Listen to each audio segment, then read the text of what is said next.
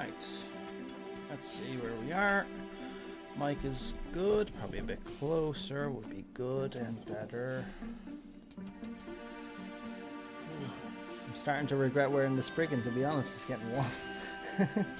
Okay, so good, and good. Everything's by the by, and I don't think the music's too high. If it is too high, or if there's any sound quality issues, just let me know. I'll fix it right away. It's like working in IT. Voice is a bit quiet compared to music.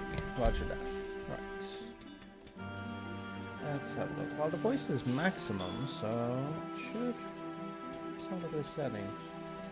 Audio. I think I'm just talking softly now, to be perfectly honest. I'm also not talking into the microphone. So I should be talking into the microphone like this. This is my usual talkie-talkie. So let me have a look here, just make sure everything else is by the board. Okay, good. Output is good, and yeah, everything looks fine, to be honest. I think I'll lower the music though a bit more.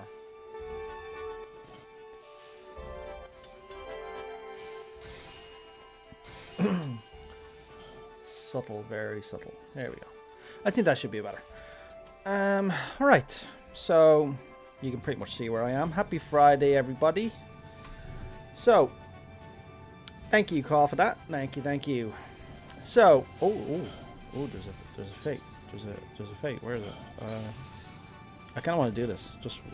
I'm gonna warm up like I usually do. So, I'll spend a couple of minutes getting warmed up, ready to go, talking, doing my this and that. I may as well do this fate while I'm here. Like most of you, I have been situated in this location for the past few days. So, haven't really left, to be honest. Like, I left a couple of times to do a bit of research, look at the unending journey, looking at cutscenes, a couple of things like that. But for the most part, I haven't left this location. And frankly, I haven't really felt the need to leave this location. It's a nice location, isn't it? I mean, I've always liked Mare Lamentorum. So, I'm not supposed to enter. Wait, am I supposed to enter that? I've never actually entered this one before. Okay, let's try this. It's gonna take me past that, but I think that's okay. Ooh. Yeah, let's get this thing done. I kind of want to do this fate. I miss out on a lot of these fates, to be perfectly honest, so I just kind of want to get this one out of the way. I did spend an obnoxiously amount of time actually taking screenshots, though, I will admit. Okay, so I'm early. Good. I don't have a mech's license, but I'll just do it. I'm assuming this is the drilling one, so... I'm curious, though, how are your personal servers actually getting along with the cosmic exploration? Phoenix just... Well, it dinged over to the 8th rank there. I think yesterday, actually, now that I think about it. So, our server's actually been doing rather well. We're doing the best in EU from Light and Chaos, but we're well behind the likes of the NA servers, or the NA Deadly Centers. NA servers have been doing so much better at the cosmic exploration than anybody else. Oceania, unfortunately, I think is lagging behind, and I haven't really checked what the story is with the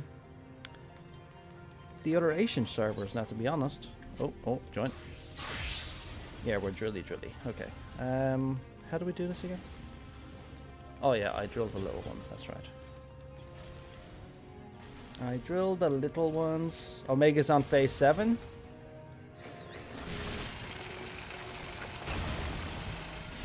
Omega's actually going pretty well. I think Light in general has actually been doing very well. Chaos has been lagging behind. But the servers that are relatively new, and by new I mean a couple of years old, are not doing as great. I recall people saying that they had to literally yell in city shout chat to get people to actually come and do these fates. There's some servers actually been failing these. Somebody either mentioned to me or I saw it in the comments somewhere. I'm not really sure. But some servers are struggling with this content, to be perfectly honest. I don't know if this fate actually relies on the mechs. I know people have the mechs, I know they go around blowing up these big ones, which I don't know if are the catalyst for making the small ones. I highly doubt it. Because if nobody showed up on the mech, does that mean nobody can do the fate? So I never really understood how this worked. Although I should kind of hurry up. This fate is going very quickly. I haven't turned anything in. I don't think it matters, does it? I'm turning in anyway. Ooh. There we go. I don't think it matters. Oh, it does matter. Jeez, that was quick. Okay. Oh, they spawn anyway. Okay, yeah, that kind of makes sense. They don't really make content like that anymore. That's locked behind a requirement like that. They used to make content like that in A Realm Reborn and other things, but they kind of shied away from that over the years. Why am I running? Just teleport back in. Right, this stream is not going to be you watching me do my dailies. Let me just put that out there. I'm just hanging around here for a few minutes. We'll get warmed up. That said, I'm extremely freaking warm with this thing on my head. Oh. Oh, so the Loporits can actually take prizes away from the players. Interesting. So winning, yeah. So I think they put that in there just as a gag, I'm assuming. But people have been doing this. So people have been investing a lot of time into these. The names are amazing, aren't they? Winning Way. In recognition of your superior skill, unwavering dedication, and countless contributions to the initiative, we hereby commemorate Winning Way as a star contributor. Now just think of it. Imagine having a name like Winning Way. You'd feel you'd have to live up to your name. You'd be constantly striving to win or be the best, like no one ever was. That sounds like a horrible name to have. So, it's probably one of the most cursed names you could probably ever have. Burned out way. That's a good one. I like that one. Oh, burned outing way. There's also wedding way. I keep reminding myself I need to check out. Do you know what? I'm going to check out this location now. I'm frankly curious. I've never actually been over there. So let's take the portal over there. I'm frankly curious what the story is with Wedding Ways. What was it called? Wedding Ways. Oh God. Wedding Ways Bower. I don't exactly know what bower means. I think bower is an old English word for burrow. Is it? Bower? I mean, I know what a bower is. Like, by the way, shame we can't use mouse around here, do you? Okay, so Wedding Ways Burrow is over here. I'm just gonna call it Burrow. Wait, what is that exactly? That's one of the drones, right? Right, where's the sun? Where's the light source? Oh, there it is. Yeah, it's. I'm just gonna assume that's water. I'm just gonna assume whatever. Maybe pesticide, or maybe they're actually growing this stuff. I don't know.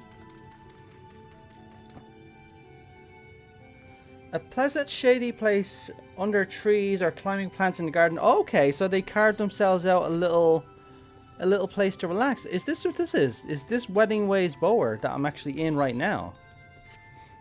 Or is there something else over here? Maybe it's actually what I just walked through. Because these seem to be tended rather well, but I kind of want to know if there's actually a wedding way around here.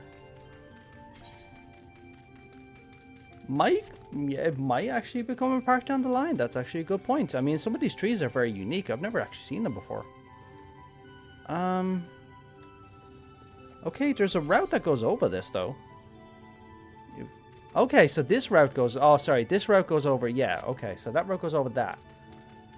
But there's nobody around tending it. There's...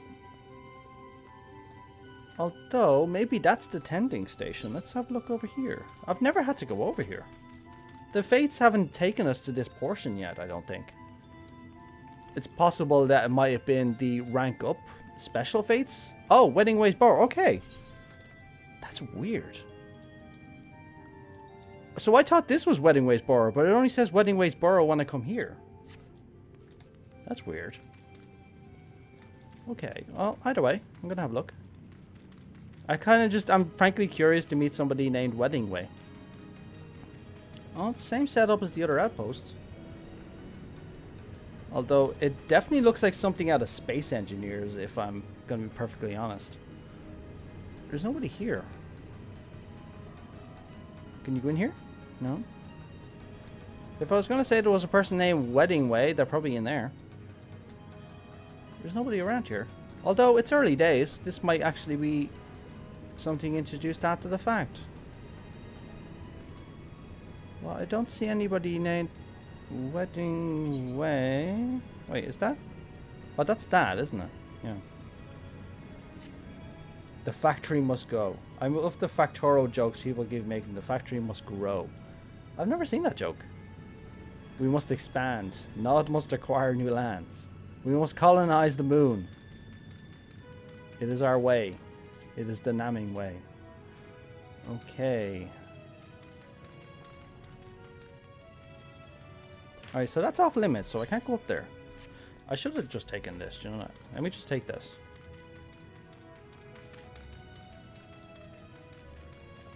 Different servers, different jokes. Yeah, every server has its own kind of... They have their own memes. Like, for example, there's some servers who would go for the behemoth special fate, but they wouldn't bring out their behemoths to jump around. And other servers would have nothing but jumping behemoths. So every server has its own... It's all dependent on the people. The people make the servers. It said Wedding Ways Borough again. So is that the... Maybe it's up here. I don't see any leopards around here. So maybe this is actually part of it as well.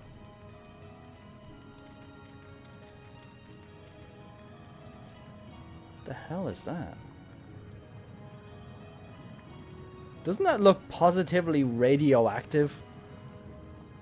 It's boiling, is it? It is, it's boiling. I'm almost afraid to ask what the hell this is. Byproduct? That's weird. The moon is just filled with these weird liquids. Which is only more enforcing my theory about a possible cataclysmic event that's going to come up in FF14's future, which I'll explain about another day. But the fact that the moon is filled with this stuff makes it all the more likely. Alright, so yeah, there's no leopards around here. There's nobody around here, so I'm assuming we're just not working in these areas yet. But yeah, this definitely looks like the a pleasant shady place under trees, climbing plants in a garden or woods. This definitely looks like the definition. Aside from the toxic waste. I have nothing else to describe it as toxic waste. I mean, it's boiling and it's a weird color. And it's bubbling. It just looks dangerous. It looks like the definition of toxic waste. Alright, either way. I didn't find anyone named Wedding Way. For now. I assume we're going to get a Wedding Way in the future. Although, I'm kind of hoping this Wedding Way person is going to be fascinated by wedding cultures and customs. Maybe wants to get hitched themselves. You never know. Okay, so there's nothing else here I want to actually... Yeah, that's where we do the fate. Till we find Ceruleum on the moon.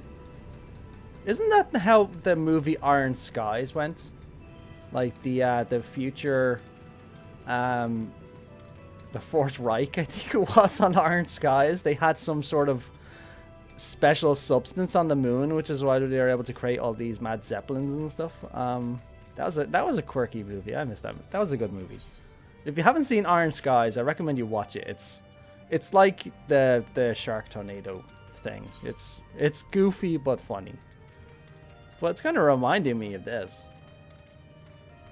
Honestly, I wouldn't be surprised if we had Ceruleum on the moon, but the moon is still an unexplained. The moon of 14 is still largely an unknown. We know Hydaelyn used it to imprison Zodiac. We know that. But we don't know whether or not the moon was actually there before the Sundering, or if it was a byproduct of the Sundering, and then Hydaelyn utilized it for the creation of a prison system for the Zodiac and Zodiac's pieces, essentially. But I've looked at the Elba sky a lot, and I didn't see the moon once. So, as far as I'm aware, there's nothing there. I like how Aetheris, have you noticed how Aetheris looks different on this part of the moon? I know we're on a different part of the moon entirely, so we're in an entirely different location. Mare Lamentorum is actually far away. It's drivable distance, but it's still far away. It makes me think we're approaching like the dark side of the moon or something, because Aetheris looks very different here.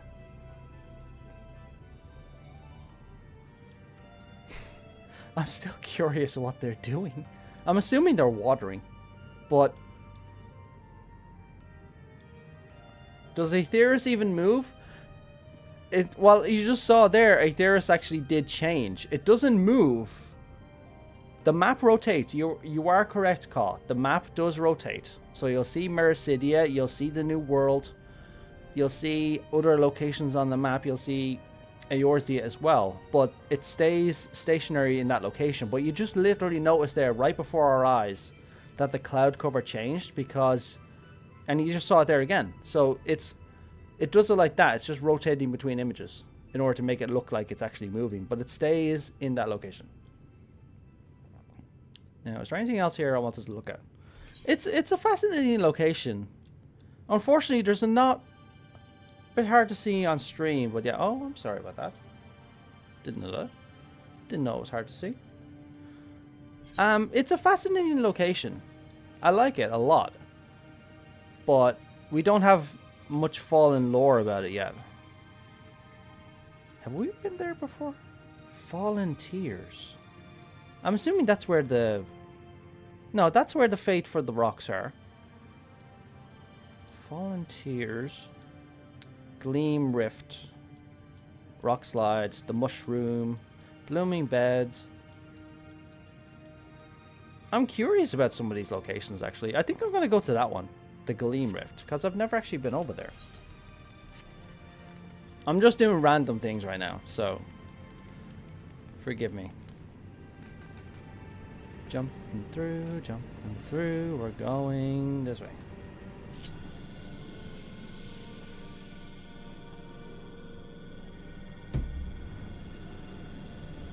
Alright, okay, 2 more, and then we're over at the Gleam Rift. Whatever the Gleam Rift is, I'm assuming it'll be much more fun, I think, once we have more lore. Right now we're still guessing. And we still don't exactly know how this is all going to fit into the lore of Final Fantasy XIV. So right now, all we know is that we're going to be going... They're building a spaceship right now. That's literally what all this work is about. Building the base and building the Cosmo liner.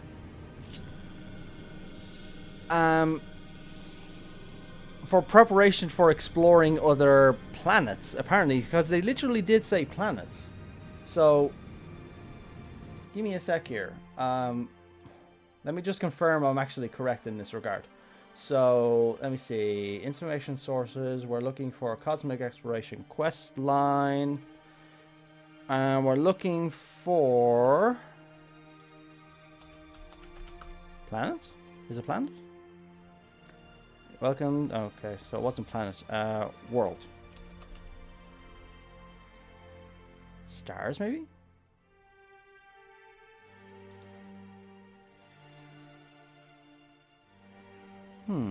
Yeah, that's just a Star Trek joke. Star. What if we found the new purpose and all you learned? Imagine how many discoveries await us on other stars. They'll need names, you know. Yeah, so the purpose of this is to go out and explore the unknown. To go out and see and find other stars. Now, we don't know what that means. From our perspective, well, before Endwalker at least, our perspective of other stars were the other reflections. However, the other reflections seem to be dimensionally separate from our own, so you can't just fly from Aetheris to the first, as far as we're aware. To keep that in mind, as far as we're aware, you can't just fly from Aetheris to the first. You can utilize, like, etheric travel to get there, because there's an etheric link between them, but as far as we're aware, you can't just fly there. If you can, if they prove that, great. It's entirely possible if that does open up. This could actually be our pathway to other reflections, because they haven't really pointed out exactly how we're getting to other reflections. They do want to do this, but they haven't given us the option. Or well, they haven't given us information on how we're getting there. If this ship can actually fly to another reflection, that could be brilliant. But the other part is, more than likely, 7.3 is going to introduce our method for getting to other reflections. More than likely. I wonder how far the spatial separation between other reflections and the source. For example, is Ultimate Tool also sundered? No, the sundering only happened around to Aetheris, as far as we're aware. It didn't happen to anything else, and there's an etheric barrier around Aetheris and around the separate reflections. And there was also another barrier which surrounded them all, which was Zodiac's barrier keeping out the Song of Oblivion, which that is now gone.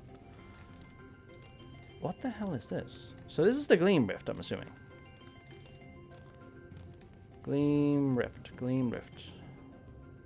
It's just gems, I'm assuming. Okay, well, there's not really much there, but still.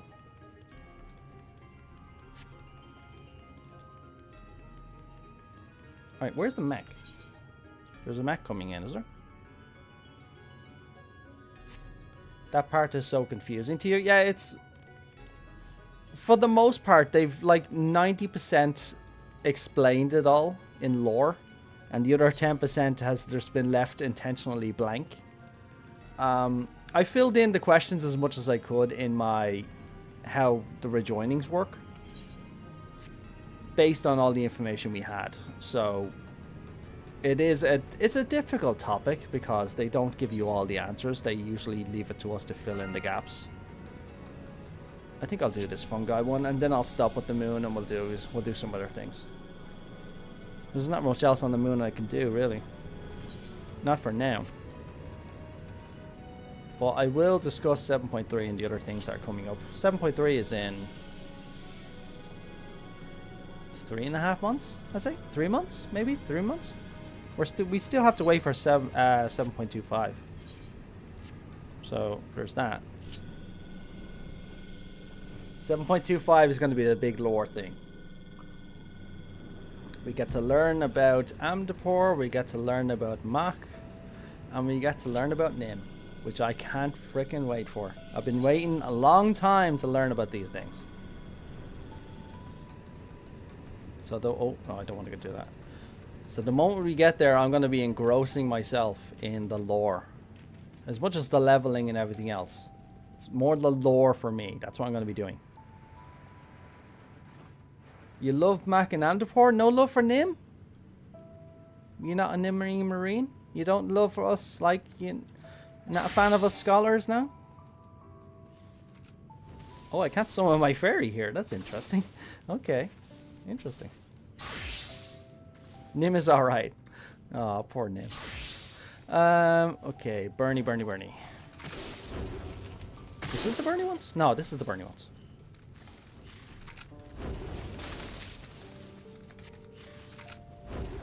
Nim is alright. Nim is great. I like Nim.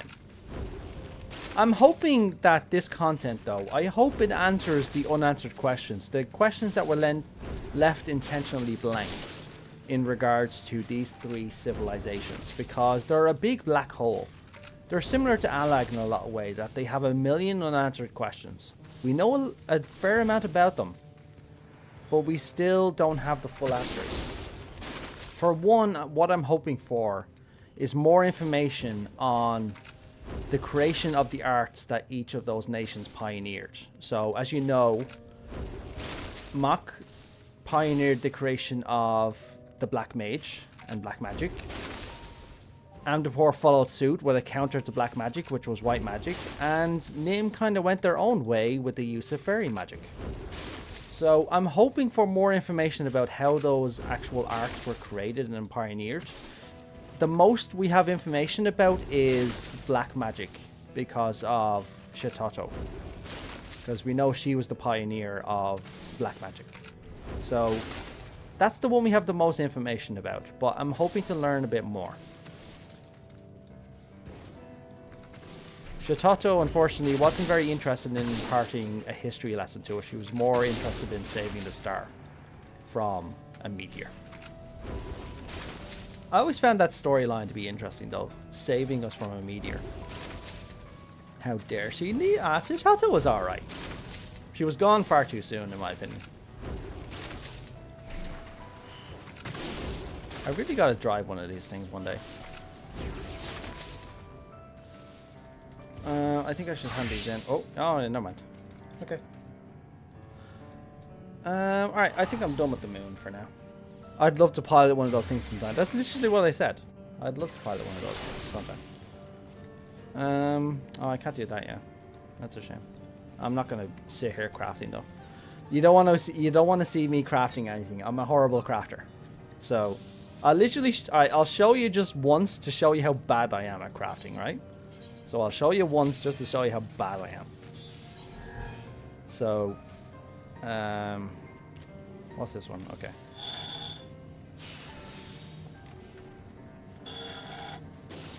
I like to get the progress out of the way first. Oh, if it's gonna let me. Oh, for the love of. Oh, for the love of. I'm down to 1 muscle memory. Son of a bitch. Okay, never mind.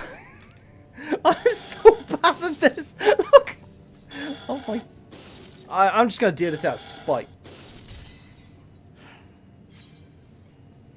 I'll do you later.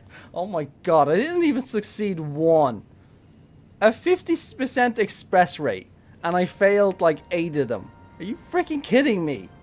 What kind of odds is a 50-50 chance and you fail like 8 attempts? What are those odds? That's rigged. This like crafting is rigged. Yeah, I think my fingers are still here. That sucked. That demoralized me entirely. No. Never again. It's calling to me, my destiny. I'm gonna assume your name is now Mechaway. Mechaway, Mechaway. The one thing I love about this location is all the mammoths. If you've walked around and looked at all the mammoths, you probably saw the one that was on my my loading screen as well. You see the mammoths here doing their calisthenics as well. One of them is entirely too pooped out. And you see a lot of others just doing their random things. Particularly during the fates, you'll see a lot of mammoths doing random things. And people... The leopards and the mammoths don't really understand each other. The leopards are very performance oriented, if that's the best meaning. But the mammoths tend to kind of laze around sometimes. There's none of them around at the moment. You'll see them during fates though. Especially the big fates, you'll see the mammoths doing their bunch of things. Well, for the most part, they're actually...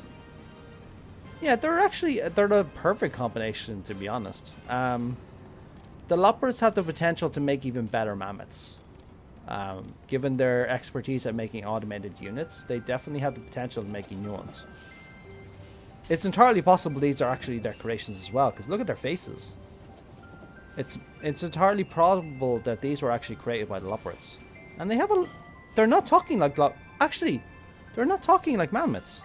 Look at that.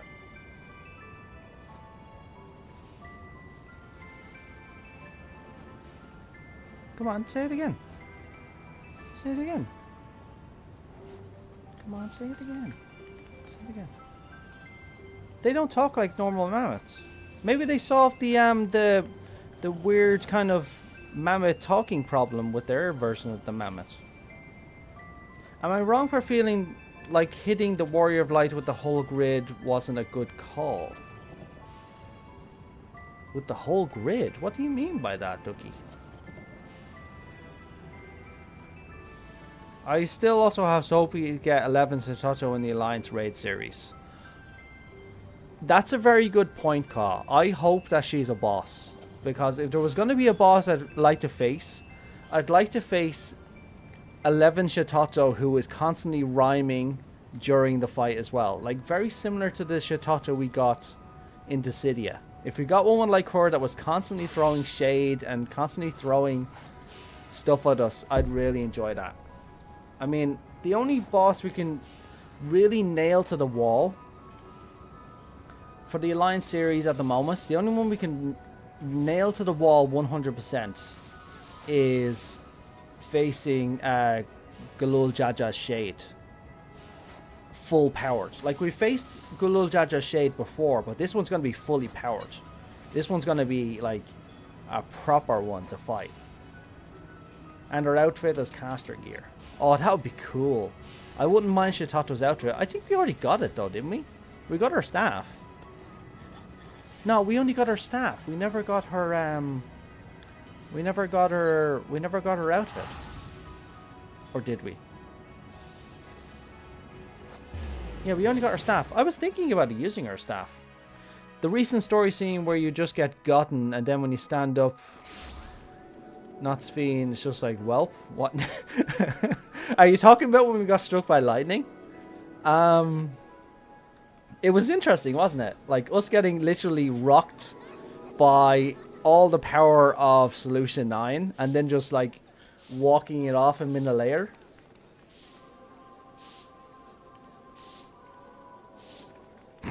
Yeah, she's looking at you to say, oh, it didn't kill you. And then Calyx is like, wait, that didn't kill you. That's interesting. I do like the way Calyx did it, though. He didn't show up and just go, Warrior of Light, I challenge you to a duel or anything else like that. He was the most efficient about it he could be. Waited until we weren't looking and hit us with the fridge. He literally dropped the fridge on us in order to kill us. And he was trying to kill us, but it just didn't work. So he gave it the old college try, as they say. But it's not the first time we've been knocked on our ass, at least. So there's a few characters who have knocked us on our ass in our time. I can see them trying to say we get the electric sickness, but we'll have to see. You think? You think that electric shock actually... No, I don't think so, Ducky. Don't forget, Ducky, we have the Blessing of Light, which is also called by Vanad the Traveler's Ward, which prevents the corruption of our ether. So we're not susceptible to the electro sickness because our ether can't be corrupted in that fashion. So I think we'll actually shake it off. It did a lot of damage, but I don't think it's going to do anything to us. I don't think we're going to get electro sickness. And besides, we have a cure for that now anyway. I think it's a bit late to actually introduce that. Yeah, we got Ali with epoxy ready, exactly. Like, I'm glad they've got the cure now. So they don't have to have people leaving Solution 9 or anything else. They can cure them and get them relatively sorted, which is good news for people. What was I saying again? Yeah, we never got Shitoto's. We never got. Yeah, we got her staff. Which is a nice staff. It is her staff. Because I remember the staff from Dissidia. It's a bit bigger. Her staff is not that large, I don't think.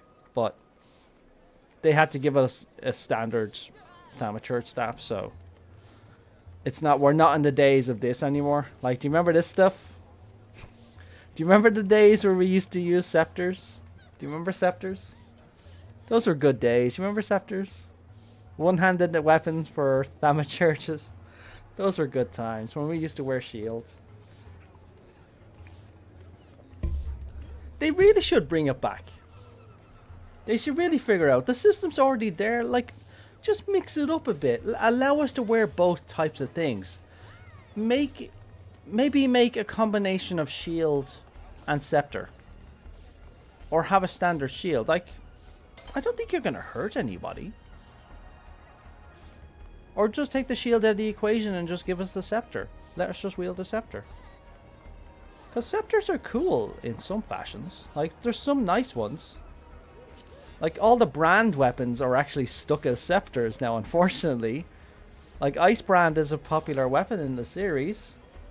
But they're all stuck. Like, that's so cool. Like, I'm terrified of stabbing myself with it. That's probably the main reason I wouldn't use a weapon like this, is because I'd easily stab myself in the leg with it.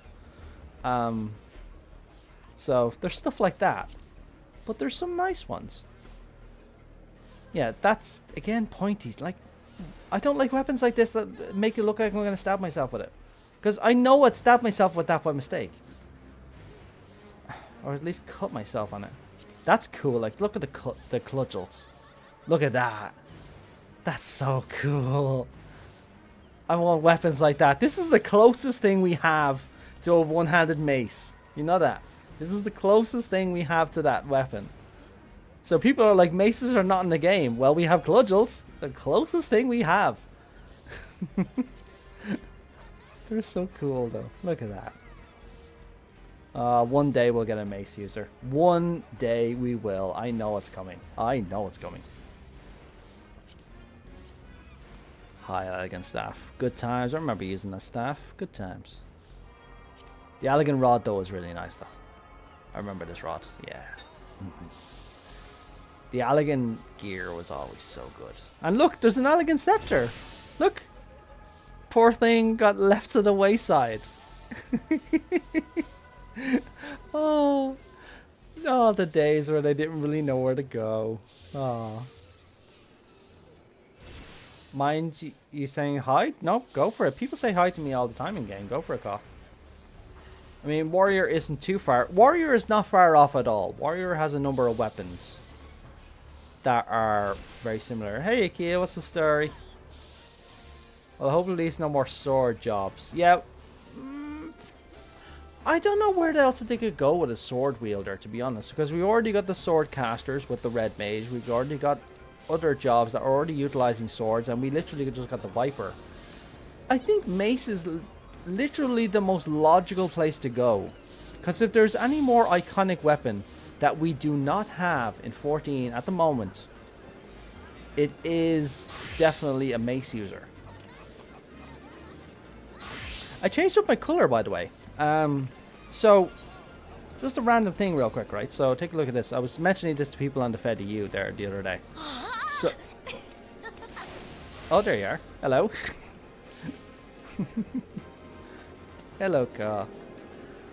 Right, so, what was it? Yeah, so, my color of choice. Like, it's very difficult to get a color that matches my onion helm. So, for the longest time, I've been using the Storm Blue dye as my standard color of choice. It was the one that matched the most.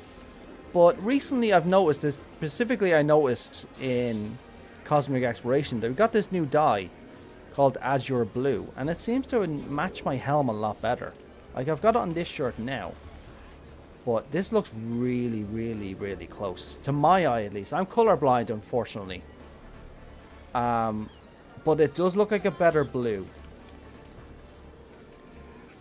A boomerang is entirely possible, and guns, honestly, you've probably seen my videos already where I go over some of the potential ideas for jobs, and they still apply in respect. It still makes me wonder, though. It's coming around to this point now, considering we're getting close to 7.3. I'm going with my theory again of, do we actually need more jobs? Because the more jobs we get, the more of a chore it ends up being for us. I mean, look at the amount of jobs we have. So, let's just think about that for a second, right? So, what would be next, right? So,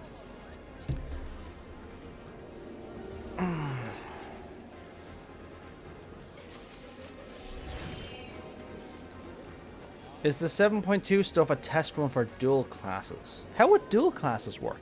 You mean combining two classes, you mean?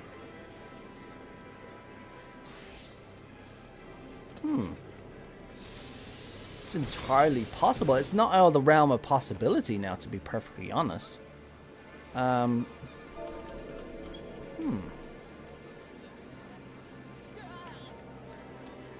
wonder if the new PV... Yeah, so the two of you are thinking the same. Yeah, they did it a bit in 2.0, but they kind of moved away from it. Well, that was pretty much the... Yeah, so jobs going into... Well, classes going into jobs was them picking up the pieces of what 1.0 was, essentially. And then they abandoned it after A Realm Reborn. It had nowhere to go. Which is why we only got jobs afterwards. So, the only reason classes are around is because they're just integrated into the part of the game.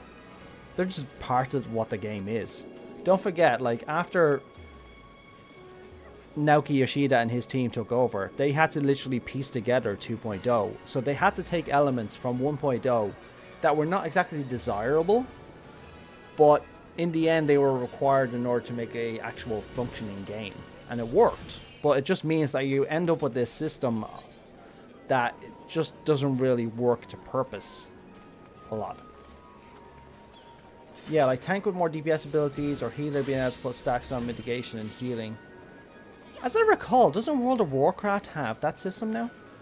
I don't play WoW, but I think they actually introduced a system like that.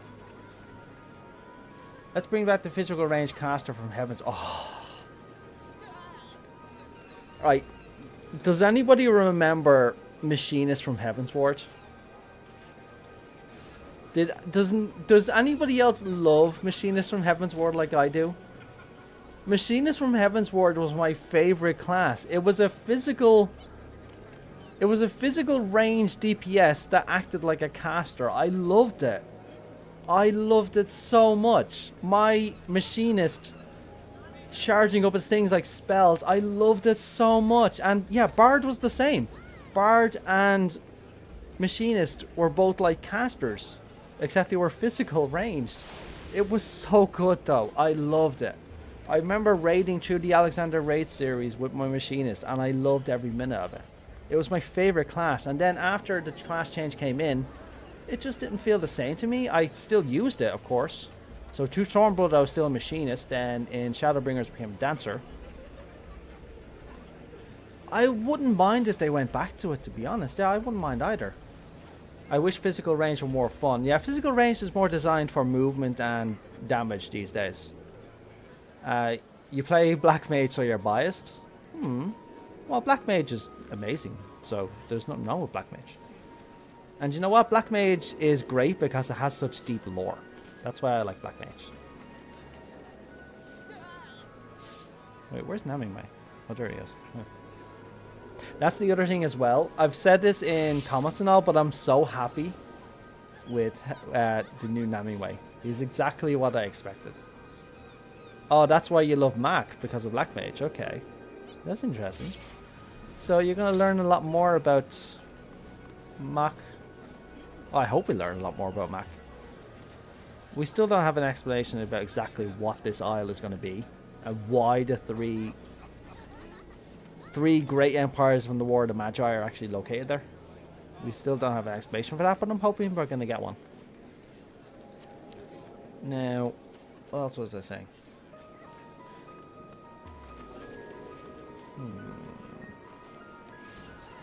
With a weighted chain meteor hammer, just like... Oh, Lunacy, that's a good point, actually. It's probably the content I have the most lore hope for. I'm hopeful to... I think we're going to get a fair amount of lore, because the other main content patches that are like Bozja and Eureka have both had a significant amount of lore that they added to the game. And it's canon lore. Like, make no mistake, Bozja and Eureka are canon. Expanding the older... Yeah, so that's why I'm most excited for the upcoming content. Is because it's expanding on older FF14 lore. And you've already seen from my channel, I love older lore. There's probably a ton of other content creators in this space that cover the new lore. I don't focus on the new lore as much. I don't trend chase as much. I prefer to focus on the older stuff. But I do cover the new stuff every once in a while, mostly in theory videos. Mainly because the newer stuff is still being written. So I prefer not to make a video about new lore stuff because it has new stuff added to it. I'll make it about old stuff that's already been fleshed out. Wait, cook with you. Alright, duck. Let's cook some duck. Okay. But what if they take one step forward and make the next more FF10 based? With the dual class idea in mind, Yuna from 10-2 would be a hit based on her look. That's a good point. Now, don't forget, look at where we are, right? So, Carl, come with me for a sec, right? So we're going to... where the hell is it? The Marauders Guild. We're going to the Marauders Guild. So, we're going back in time for a minute, right? Welcome to the Marauders Guild Coral Tower. So, the Coral Tower is important for two reasons. One, it's the Marauders Guild's home base. Well, three reasons. Three reasons in lore. It's the location of the Marauders Guild. It's the location of the Yellow Jackets' base of operations. And it was supposed to be the location of the Musketeer. So, if you look over here, that's not the standard of the Yellow Jackets or anything else. That is what the Gunslinger or the Pirate or something like that was supposed to be. A dual-wielding gun class for Final Fantasy XIV that got abandoned early on. Now, take a look at... I've already gone through this a million times, but I'll go through this again. So, take a look at the layout. The Corsair, exactly. Thank you, Keel. Thank you for that. I forgot its name entirely. So, take a look at the layout here, right? So, over here, you've got the Guild Receptionist for the Marauders Guild and the Marauders Guild plaque over here. And then over here, you have this just abandoned place that was supposed to be for a new class, but we never ended up getting it. It's a class that was abandoned. It was supposed to be for, I think, added in 1.0 version of the game, and then it was just left on the wayside for 2.0. So you can see it had the space here, but the space is just largely abandoned and left there, and now Ka is going to be the new receptionist. Congratulations on your promotion. So, and if you look downstairs as well, it's a prime example. So, you head on downstairs, running down. I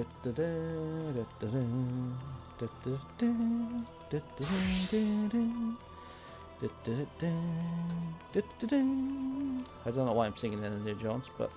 So, you've got the Marauders training here, and then you have the Yellow Jackets kind of just filling in to train, but using their muskets. So they had to kind of fill this area up with people training, but this was supposed to be a training area for the Corsair, the Pirate, or the Musketeer, or wherever they were supposed to be, and doing their drills, shooting their guns, and stuff like that here. So it's a class that we never got, and it's a class that people are still waiting for. So we have still never gotten this class. So in terms of lore potential, and in terms of a class that could be added, the Corsair, or whatever you want to call it, a gun-wielding class is definitely possible, because the infrastructure for it is already there. A thought just occurred to you. What if Sphene becomes the next class and it seems like she's going to be a summoner, but instead is an incarnate like 16 has? Yeah, in regards to Sphene, right? So Sphene is going to turn into what Reen turned into in Shadowbringers. So if you recall, Reen was a DPS that you could utilize in trusts and duty support and stuff like that. That's what Sphene's going to be in 7.3. She's going to become a healer that's going to be able to interact with us in the duty support system and taking part in the duties that we end up having to do. So Beastmaster is another one as well. Yeah, Beastmaster, actually, that's a good point. Claw points on something there interesting, but let me just finish what Keel said there. So, Summoner, well, we already have a Summoner, unfortunately, so that piece is already taken. But a dual-wielding gunslinger, similar to what Yuna was in 10.2, is entirely plausible, especially with the Musketeers as they are now. Or the Pirate or the Corsair, you wonder ever what to call it. I'd say you call them the Pirate. But it's entirely possible we'll get them at it. Yeah, so Sphene is going to be our healer.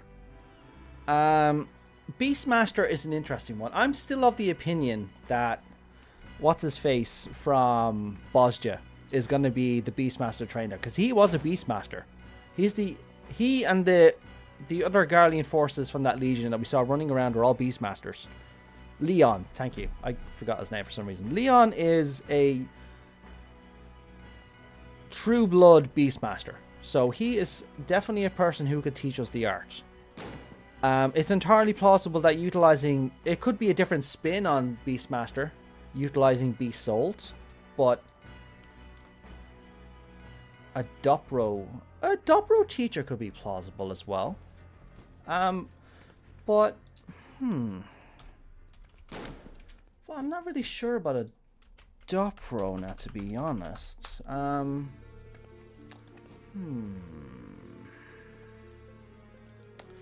Could we? It's entirely plausible, but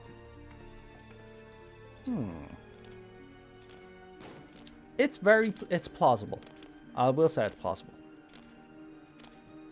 They have a fair amount of experience with beasts and stuff like that, so, but it really depends on whether or not they really want to go this route or not. Like, people have the opinion that Beastmaster will be a class they'll add, or a job they'll add, rather. And it'll go around taming different beasts, or you tame whatever you want, similar to what World of Warcraft has. But we don't really have a system for that in Final Fantasy XIV. I think it would probably be from a selection of specific beasts that would be added to it. Like a beast for doing damage, a beast for... Like, similar to what Summoner has. So they have Eggy for doing different jobs, essentially. So it could be similar to that. I'm still of the opinion, however, and it's just my opinion, I'm still of the opinion that Beastmaster could be added with the Chocobo as being its primary medium. So utilizing Chocobo or Chocobos, plural, for utilizing in combat would be amazing. I wouldn't mind that at all. So what if they had like damage, like if they had cooldowns that increase their damage and they're mounted on their Chocobo doing whatever they're doing in their Chocobo. I would love them to update the Chocobo with it, because the Chocobo system has been untouched since 2.0, really. It hasn't really changed. Like, my thing's been rank 20 since, I think, towards the end of Heaven's Ward. Or, actually, no, I think before that, I lie. I think towards the end of A Realm Reborn is actually when I actually finished ranking my Chocobo. Or maybe it was Heaven's Ward. I don't remember. But either way, it's a system that has been untouched ever since. And unfortunately, it's just... It's a nice system, but it's underutilized. It doesn't really have a place other than just in single player content, which they have been putting much more focus on these days. I was wondering what that was for a second, but it was actually the music. Alright, let's get out of this tower. You can tell they expected to expand it because of all the space on top. True. I mean, they could have done a number of things with it, but they just chose never to do anything with it. Like, they could just expand the ranks and maybe just modify this slightly, but they don't really seem to want to do anything with it. I don't use umbrellas, unfortunately, sorry. The only reason I don't use umbrellas is because they clip with my helm. So watch this, right? So, how do we do umbrellas again? How do you do umbrellas again? Is it Nemo? I don't use them, so, fashion accessories, sorry. Yeah, so if I put on a parasol. So, see, look. It's so disgusting. Look at it. Ugh. I can't wear one with it like this. I'm sorry. But actually, now that you say it, I haven't actually tried the Archon Egg Parasol, which I thought would actually not clip with my helm. The Fate of Onion Knights, exactly. Let me try the Archon Egg one, because that one's a big one. Ah, it still clips. Ah. Try to change pose. Okay, let's try changing pose. Nope. Nope. No. Oh, I'm just not fated to have a thing. I'm sorry. Although I can still use wings or a knapsack and stuff like that, so that's not too bad. I can still utilize stuff like this. It's just umbrellas are not in my future. I haven't tried the other umbrellas though. Let's try the other umbrella, right? Let's see if this one works. I don't have that one, unfortunately. Yeah, just like look at. Ugh. Right, let's try the red moon one. Maybe one day they'll give us an umbrella that won't. That's even worse. Okay. Yeah. I'm just not fated to use stuff like that, unfortunately.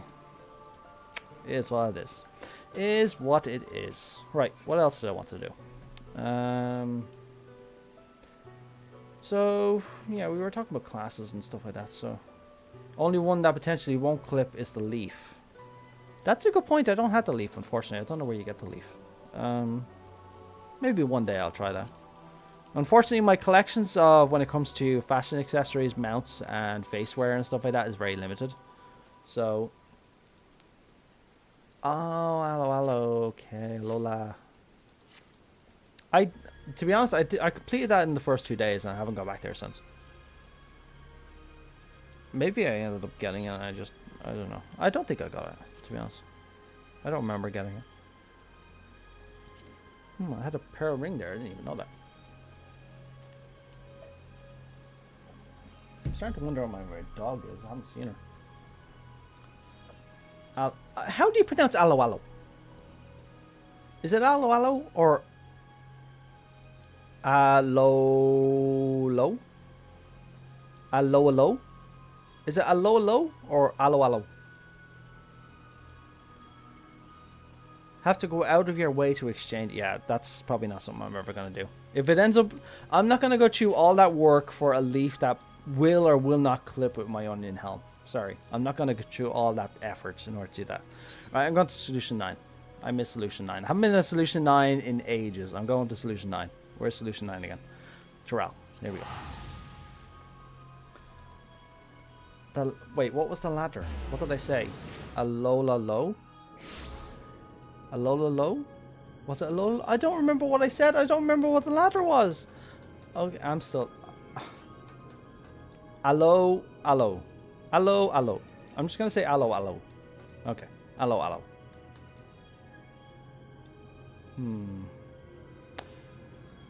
As I've said a million times, Solution 9 is my favorite zone.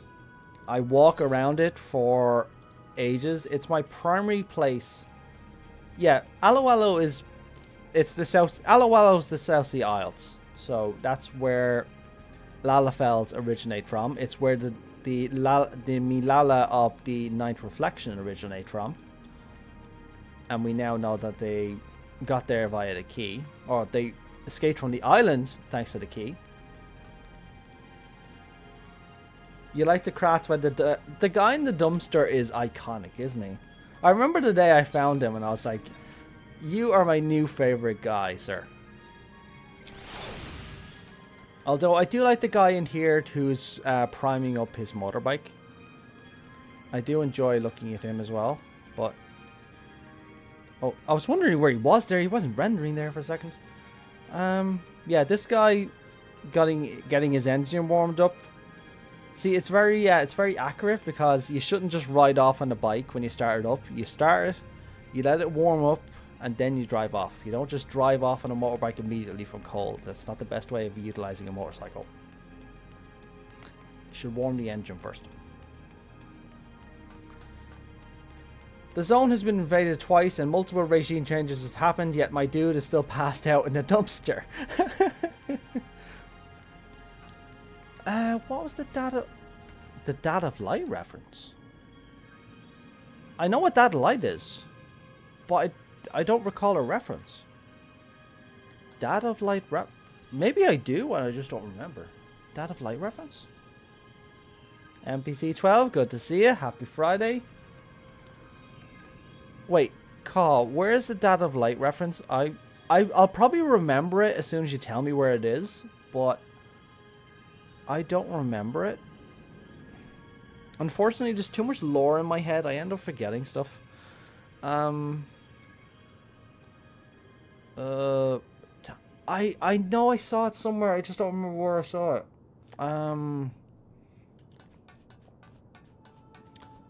I'll tell you one person that does interest me, and it's a location that largely gets ignored, or I don't say largely gets ignored, it does get ignored. It's never been referenced. As far as I'm aware, it has not been referenced in the main story. Well, no, I definitely know it hasn't been referenced in the main story, and it has not been referenced in a side quest, although that said, I still have some side quests left to finish. I'll probably do a couple of them now. But 1713. 17. Okay, so it's up on the recreational zone where we encountered Hildebrand's superior. Well, I say superior, but yeah. Hildebrand's older guy. What do we think? Do we still think that guy's Hildebrand or not? I'd like to think it is, and he just still has memory loss.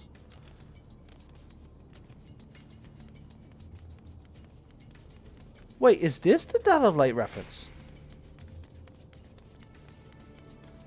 No, that's not the Dad of Light reference. Is it? No. Is it?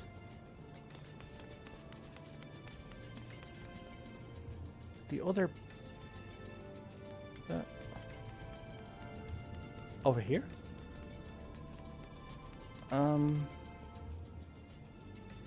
Oh, you mean her? She does look like, she does look like, she looks like, is that the son or the daughter? Is that the son or the father? I think the son has a Mikote, doesn't he? Okay, I can see it now. Does she talk? Does she have any lines, or is she just there?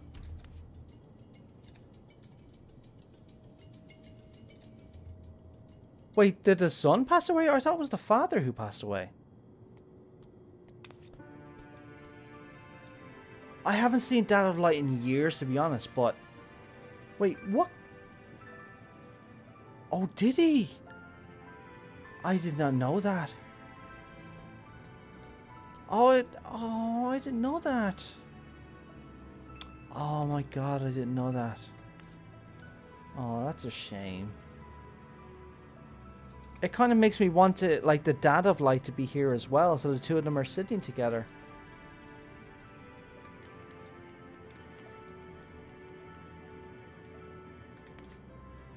Yeah, like that. Exactly, I want the two of them sitting together like that. Aww. That's a nice touching way of putting them into the game, do you know that? We don't have nearly enough of that, you know that? Like, other games like WoW would have homages to certain people who have passed away, especially in their own community. So that's good. I never realized that, but it's also saddening to know that both the main characters of Dad of Light have passed away. I really enjoyed that drama. I thought it was a great drama. Aw, thanks for pointing that out, Carl. Appreciate it. Right, so the other place I was going. So let's go down there real quick.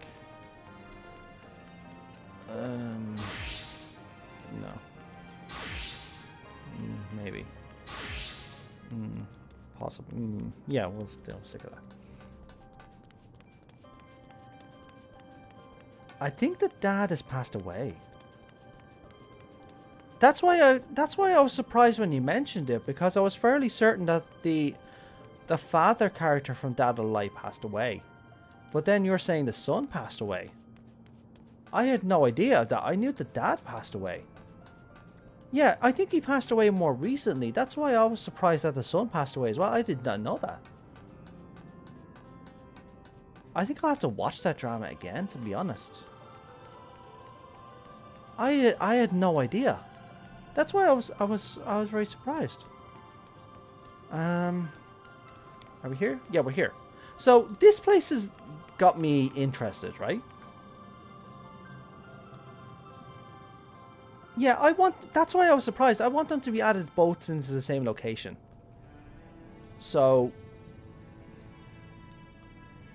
there's something else I'm going to go into now in a second, but I want you to take a look at this location, right? So we're currently in this location here. So the back room is down here. And then you have this location here, which is right beside the aetheryte. It's an area that we've never interacted with, and as far as I'm aware, none of the side quests bring you here. However, inside it has a fortune teller. Now, I've come here during every patch, and nothing's changed about it. You have these people waiting to see the fortune teller, and yeah, nothing happens then. This Lalafell's really cute. Look at that hair. That hair is so cute. She's so cute. She is really cute. Although you're very cute as well, miss. And then you have the fortune teller in here as well, doing her tarot reading.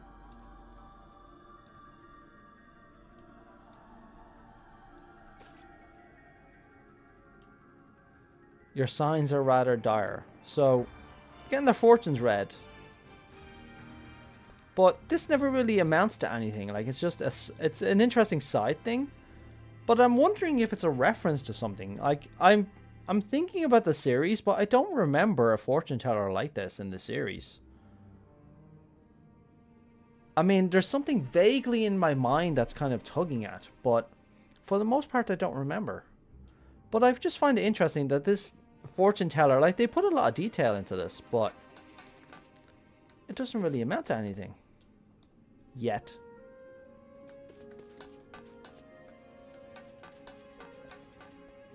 Causing light unnerve to common citizens trying to look to hope. Ducky, you've actually touched on what I'm actually going to go to you next. So, if you haven't explored Solution 9 recently, there's been a bunch of new NPCs added that are in a very unnerved state.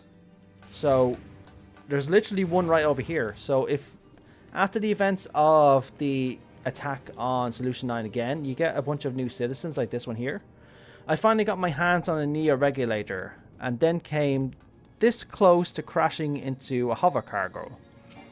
Oh, sorry. The day I become endless can't come soon enough. I don't hope they live that long.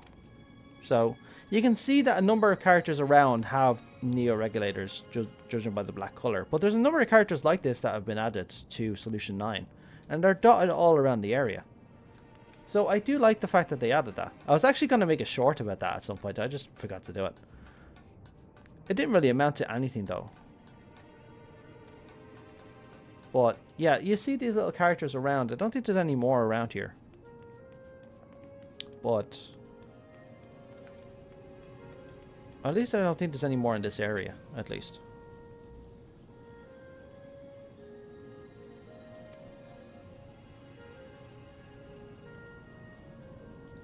I remember talking to this guy who said he had a beaver-like thing for on the symbol, and you were wondering if an Arcadian fighter would use it. I remember saying that last time. I was wondering if you'd be interested if somebody actually used something like that. There are side quests that touch on it a bit more heavily. You're still mad we can't buy more energy? I agree. It was a great little they should have just put him as a vendor, just saying, "Do you want a drink that'll make you light up?" I wouldn't have minded that at all. But yeah, unfortunately, we didn't get any more characters here. But there's characters around the other parts of Solution 9 that actually allude to the unrest that's actually going on. But I took a look at some of the characters as well to see if they were wearing regulators or not. Most of them are actually wearing the normal ones, or the ones that are already established in lore anyway. But yeah, you can tell the other ones because they wear black ones. I didn't visit your man, actually. So let's go visit your man before we do anything else. We gotta go visit Dumpster Dave. I'm pretty sure they did want to change the environment as well. That's true. And you guys know how much... You all know how much this area upsets me, don't you? I've ranted about this 2 or 3 times now, but... I'll rant about it again. Do you know why? Because it pisses me off. It pisses me off that the hub of activity is these 2 locations, and then this location, and this location are devoid of people. Like, there's literally like 2 or 3 people here, and that's on a good day. It's a Friday evening. So, we have a lot more people on. But it's just abandoned. Because there's no reason to come here. It pisses me off. Right, I'm done. I'm not going to rant about it again. I've ranted about it 2 or 3 times now. I'm not going to do it again.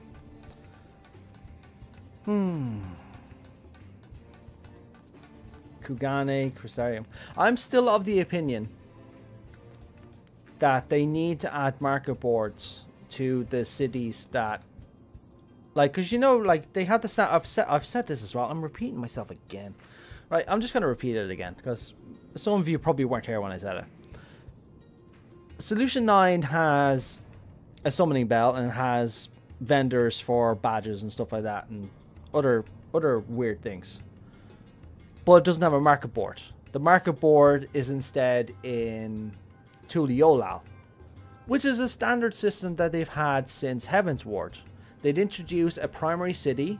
In Heavensward it was Ishgard, and then you got Idleshire, which had the quirky vendors which had to do with raids and other stuff like that. Mordona is the same thing. Like, we had this multiple city-states for Realm Reborn, and Mordona had a summoning bell and didn't have anything else. But I'm of the opinion they need to change those locations after their expansion ends. So, for example, with the way Solution 9 is now, when 8.0 comes around, change Solution 9 to have market boards. Add in more market board locations to keep these locations alive. Because the moment this expansion ends, Solution 9 is going to be abandoned. If there's no market board here, much less people come here.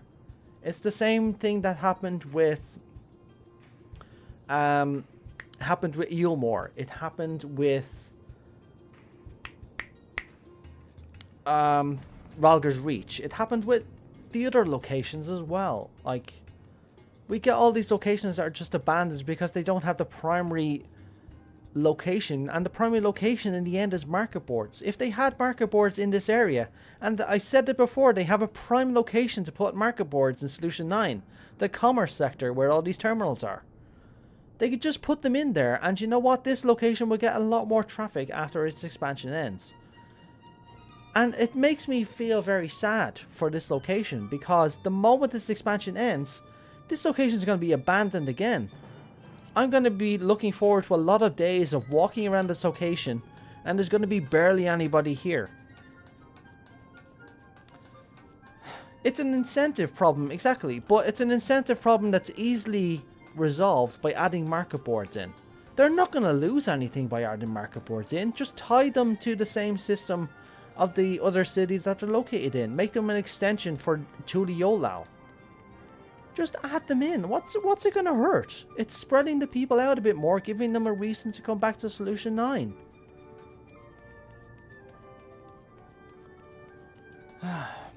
Anyway, that's my rant. I love to rant about these sort of things. So, that's my rant about that. Like, because you know, there's other locations that still get a lot of traffic. Idleshire is a prime example. They added incentives to go to Idleshire. Your weekly tails.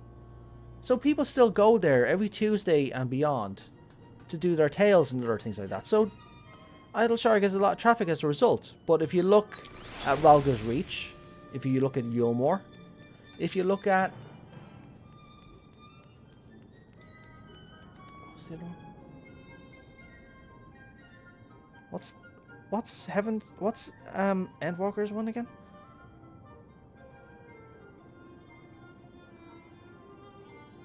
Radzathan? Does Radzathan have a market board? No, Radzathan doesn't have a market board. Or does it? Radzathan, yeah. Radzathan does not have a market board. Sharlayan has a market board. So Sharlayan still gets a lot of traffic, but Radzathan, to be fair, still gets a fair amount of traffic. I could literally travel to Radzathan now and I'll see if there's a bunch of people there.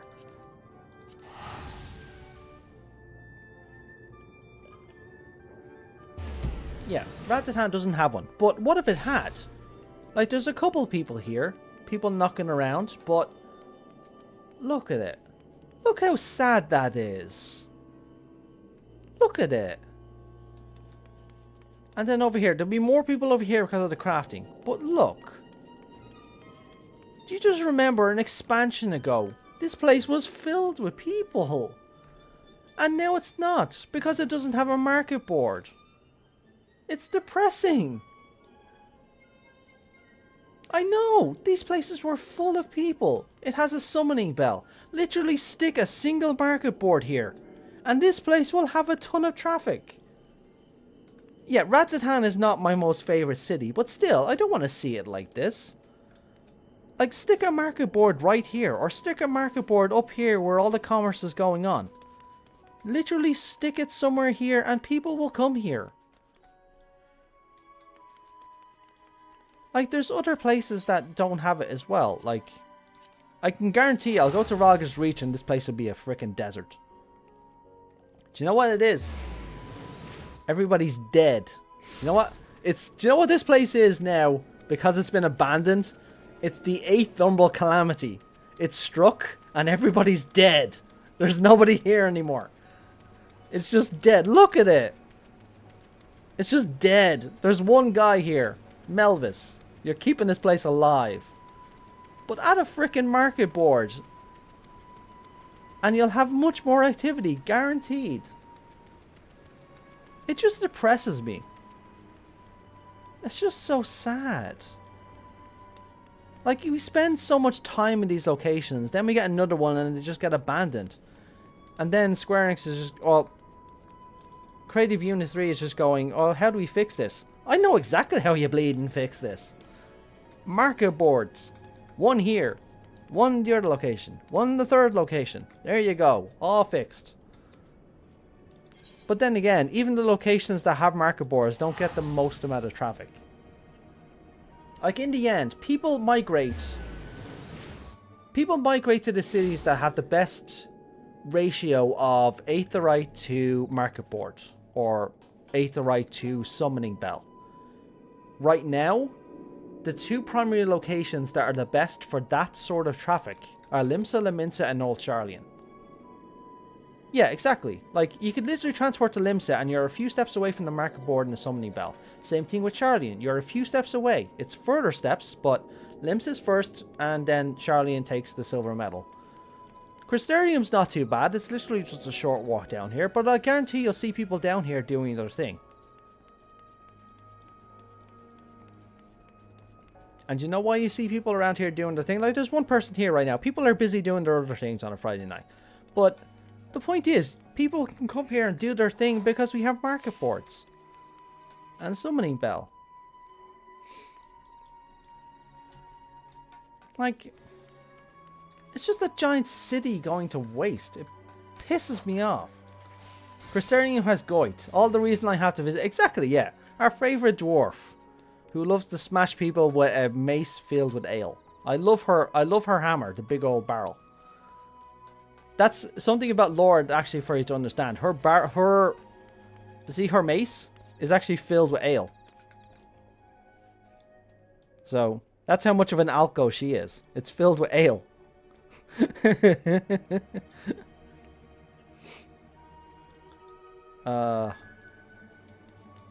This guy's still my favorite character here, though. Do you recognize this guy?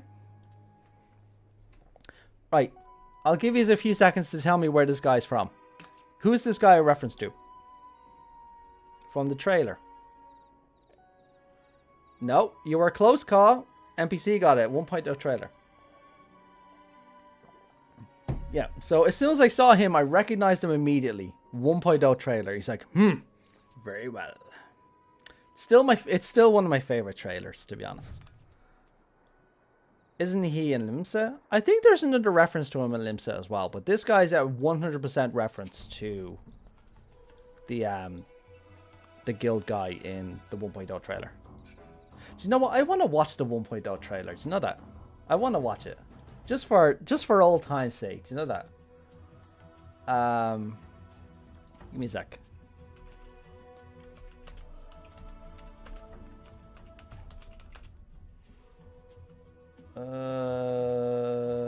There we go. Wait, why is it 3 years old? Yeah, 1.0 was a mess, but it had good trailers. I remember being part of the FF14 core forum, and this trailer came out. We watched this trailer to death. It was such a good trailer. I'm assuming they re-uploaded this in a different format, you know that? Right, here we go. Let's watch it again, right? Oh, it's just so different.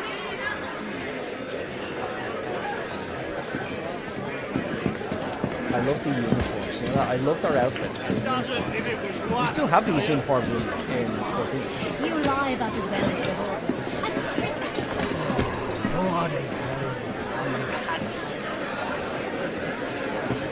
There's our guy.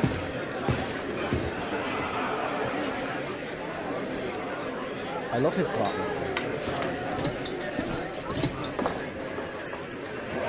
When he was young and when he just had a couple of scars. Very well. Tad loud? Oh, sorry. Alright, I lowered it down. Yeah, because it's going to get very loud in a minute, isn't it?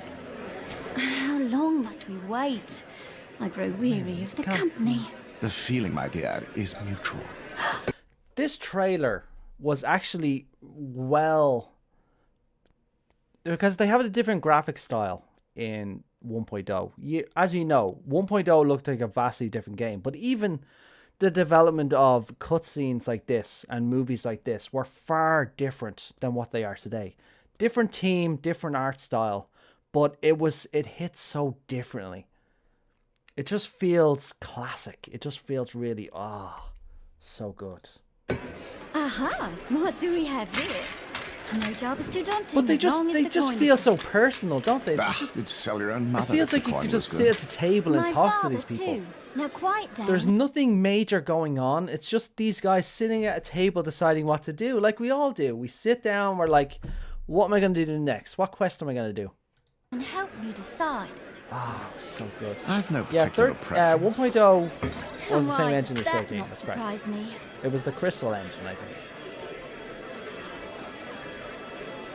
Choose as you will, Midlander. This beast's in a frenzy, the likes I've never seen. Well, I tell you something stupid. When this trailer first came out, and he says this line here. Right? Choose as you will, Midlander. I actually thought that was his name. He's like, choose as you will. And I thought his name was Midlander or something. Or Midlander. Because we didn't have the full names of the races at this time. We had the name Hurer. But we didn't have Highlander or Midlander yet.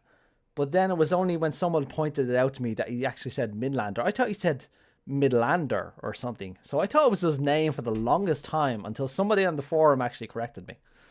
And I was like, yeah, that actually does make sense. This beast's in a frenzy, the likes I've never seen. Marble. Look out!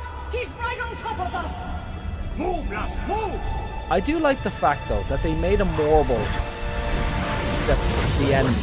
Because there's no more iconic beast in Final Fantasy than in Morble. Or the Malbro, as we knew it before.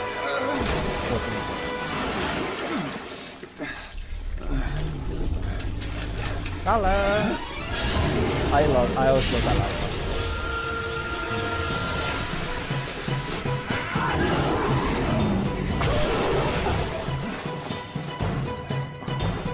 Two tank party. I know, this is back when they actually had fields and stuff. Yeah, good old times.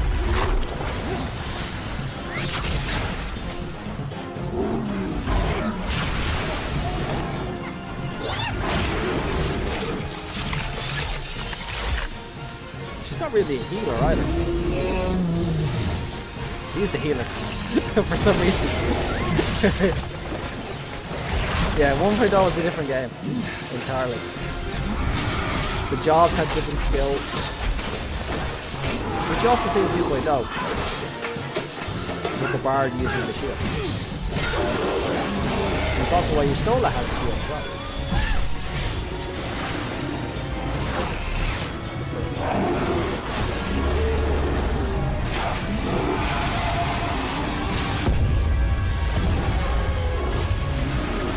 Yeah, she's definitely a tease to Solvay, correct.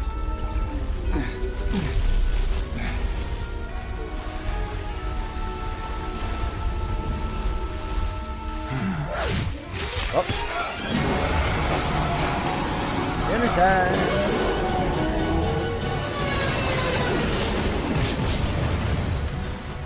On the go.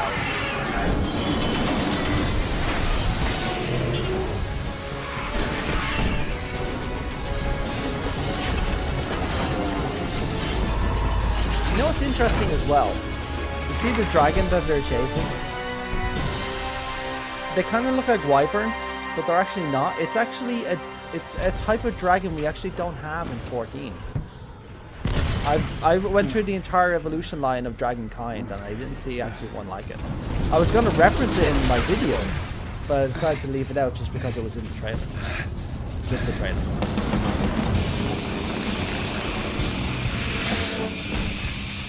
Yeah, the art style and the storytelling is so different. Look at it.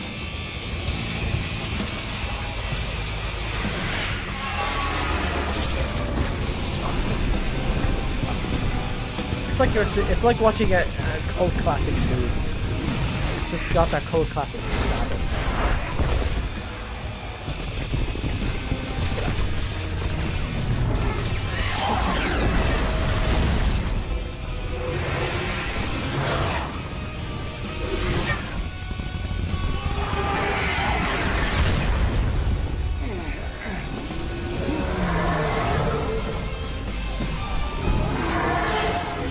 You don't have to wrap yourself around it, my guy. Just shoot it again. That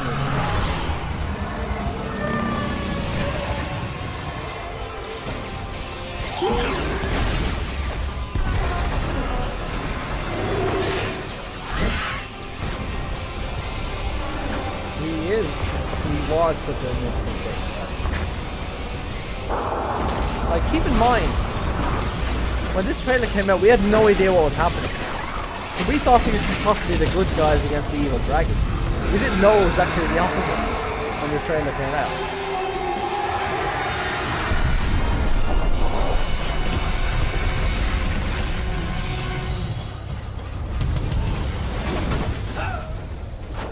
And here comes the major event of lore that was completely overlooked afterwards.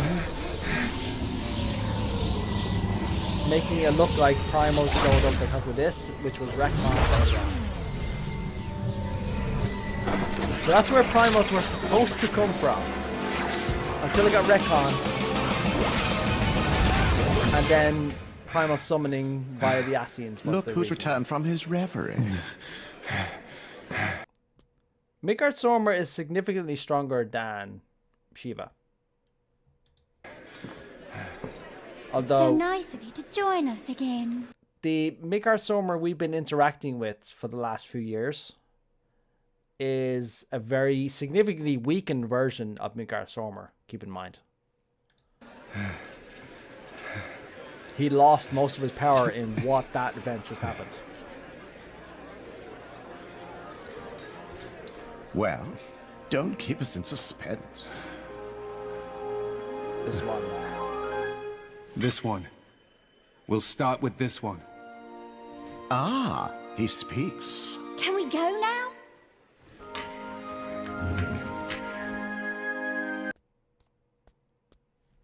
Do you know what I just figured out? That's actually the only time we ever hear... What's he called again? What's he called officially in lore? Like, Warrior of Light, yeah, but what's he actually called? He's called... Is he called Crystal? Or... What's he called again? Meteor. Thank you, Meteor. But that's the only time we hear Meteor talk in 1.0 trailer. He doesn't talk in Heaven's Ward, Stormblood, anything else like that. I think that was the name they gave him it was one of the first live letters I think actually called him Meteor. But that's the only time we ever hear Meteor talk. Let us give the bard something to sing. I think it actually is the same voice actor. So the only thing we actually realize what Meteor sounds like is because of him and because of Artbert. They're both based on the same character. Although there is a running theory. There is a running theory, mind you. Like, some people had this theory that this is actually the first reflection that we're actually seeing. So they kind of retconned it to make it look like they're actually watching the first reflection, but they're actually not. So he's having a dream about the source, which is why we saw Midgard Stormer and the other things and stuff like that. But this stuff that's happening in the guild hall is all actually happening on the first. It makes you think, doesn't it? So they're sitting on the first doing their thing, and then when you see the light flash when he's doing the looking at the card.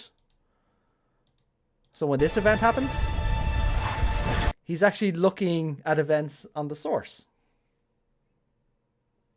Yeah. Makes you think, doesn't it? The Echo, exactly. Yeah, that's it. The early version of the Echo, which makes you see events across reflections, which has never happened to us.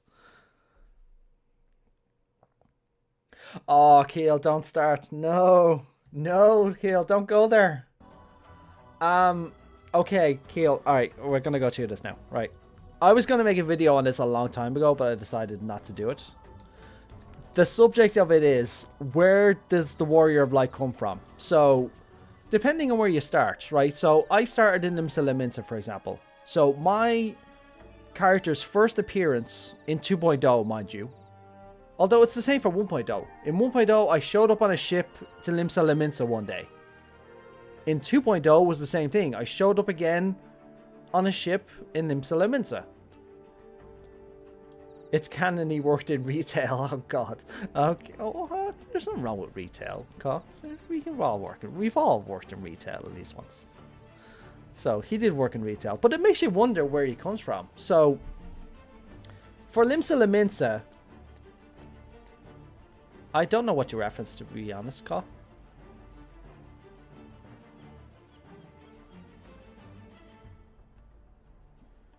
Wait, that's a line in game? Elaborate, please. Right, while I'm doing that. So, in Limsa, you come to Eorzea on a ship. In Thanland, you are on the Chocobo carriage, and it's a similar Chocobo carriage when you're starting in Gridania. But they never explain where we come from. So, we're obviously sailing from some other land location to Vilbrand. We don't know where we're coming from. We might have been coming from mainland Eorzea. We don't know. Regardless of which race you start with, you end up showing up the same way. So they've left it unexplored because they're leaving it to us to shape our own backstory. So do you want to see my backstory? I made a backstory for myself to explain how my character went from 1.0 to 2.0. This was long before I was doing anything to do with making anything. So I actually scripted an entire backstory. And I actually started making a few lore entries about my own internal headcanon on the lodestone. Let me show it to you. Let me log into the lodestone. This was a long time ago now, mind you. I haven't looked at these since 2013. I'll need to log into the lodestone first. Give me a second. I had a very detailed lore. So let me tell you about it. I remember it almost like it was yesterday. So, all right, let's have a look here, right? So I think I need to. Yeah, I post my videos on the lodestone as well. I'd like to keep the lodestone occupied, because people post a bunch of random things as well. I like to post my videos and stuff like that here. So whenever I make a new video, I post it here just as a blog entry. So I keep my blog going as much as I can, but it's not very interesting stuff. It's mainly just plugging my my YouTube channel. I did an illustration of my Lala as a retail work. Call, show me that. I want to see that. Oh, sorry, I hit the mic. Right, so I need to backtrack my sort by oldest. Okay, so that should be it. Early pains. So that's my a worm of a tail. That's it. So I made. Oh Jesus! I made like 10 or 12 entries. All right, let's go over this. Right, I'm curious now. What's early pains? What's early? I don't remember this. Well, we won't be the first game to have had this sort of first launch, and won't be the last. I put my trust behind SESAF and hope that this doesn't last much longer, and pray it doesn't give the game a bad reputation. It's par for the course. We'll see what happens. Opening about the retail launch on the 27th can be mitigated somewhat, but I prefer to see a second helping of these problems. What was I referencing here? Okay, I think this post is actually from... No, the date, see the date, I don't think the date is accurate. That's 2.0, but I think this is actually a pullover from 1.0. Because 1.0 had a lodestone as well, but the lodestone was ported over to 2.0 along with the game. So I think this is actually my ported log from 1.0. So I think this is me going early pains in regards to 1.0. Although that said, 2.0's launch was not a massive success like everybody is saying.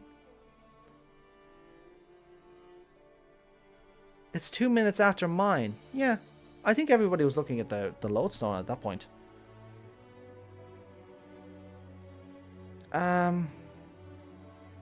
Yeah, but 2.0's launch was not smooth, despite what people said. There was some server issues. There was some guild issues. There was botting issues, and there was guild flooding the market. I don't know if anybody remembers this, but botting was actually rampant early in 2.0. To the point that in 2.0, if you had a few million gil in your inventory, they actually did a rollback of everybody's gil amount. So if you had like 3 million gil, they rolled you back to 1 million gil. I remember I was caught up in that as well. I think I had like 1.6 million gil, and I was rolled back to 1 million gil. That was early access. Yes, sorry, that was early access. So that's what happened. So we were all earning gil, and I remember that. Because I was farming spider silk or something like that in order to actually sell on the market. But anyway, let's get back to my headcanon lore, right? So let me change the music around. We're going to go with a different music here. So where's my music? Where's my music? Where's my music?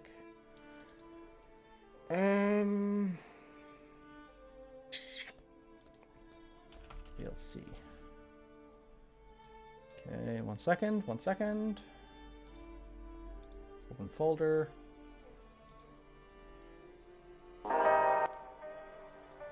Yeah, there we go. So we'll let that mix around, do its own thing. Make sure that's shuffling. Is it shuffling? It is shuffling. Okay. Alright, so here we go. A Wyrm of a Tale. So, yeah, so that was early access. And then I made this probably like a week or two after I was playing, I think, in 2.0. But anyway, let's look at it. I haven't looked at this in like 10 years. Or 2013. No. 7. Like 12 or 13 years now. Holy crap. My Lalafell companion insists on telling my story for all to see. Why mortals fixate on reading stories like this confuses me. Keep in mind, this is me talking. This is my character talking. So it's going to be laid out now before you. Long story short, I was once a dragon. A worm, as you call them. And soldier in the service of my king, Bahamut. On the day you called a calamity, I watched you mortals was supposed to be, battle under his prison along with my kin. When he was finally freed, we rejoiced. Until in his madness, he turned his rage even on his own kin. As they died along with the mortal warriors below, I could not even muster the spirit to move, and looked on as mages began to try and seal Bahamut again. A scene that would have angered me gave me some hope that I might survive, until he broke free of the spell with a mighty explosion. I saw my king ready his mega flare, a power that could destroy continents. I bowed my head to accept my fate, when below me I saw the remains of a dead Hur. Now keep in mind, I didn't actually start the game as a Lalafell. It was only a few weeks after 2.0's launch that I went from Hur to Lalafell. Don't ask me why.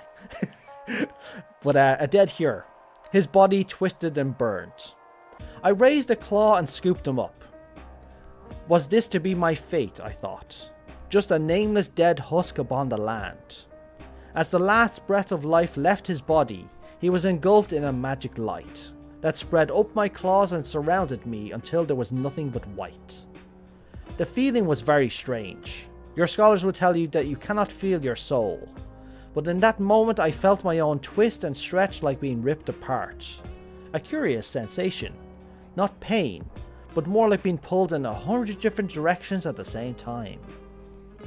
I don't really know where I was going with that. When I awoke, I was at the same place as before, but now it was day, and the land was alive, but bearing scars of a distant battle. To my horror I beheld myself, no longer a dragon, but a Hur, the same one held in my claws the moment before. My companion, who, as I write this, keeps giving me useless opinions on how to make this dramatic, was the first mortal being I met. I had trouble even moving a Hur body and could not speak any language. I am grateful to her for this, so I honour her one request of telling my tale and my story to follow. The end, Wyrmlimion. P.S. Hi, I'm Jenny Bunny. So this is my wife actually here. The Lalafell he wrote of. Wyrm asked me to deliver this to the Mughals to post. He says they aren't to be trusted, but only says you will find out one day. He can be like that.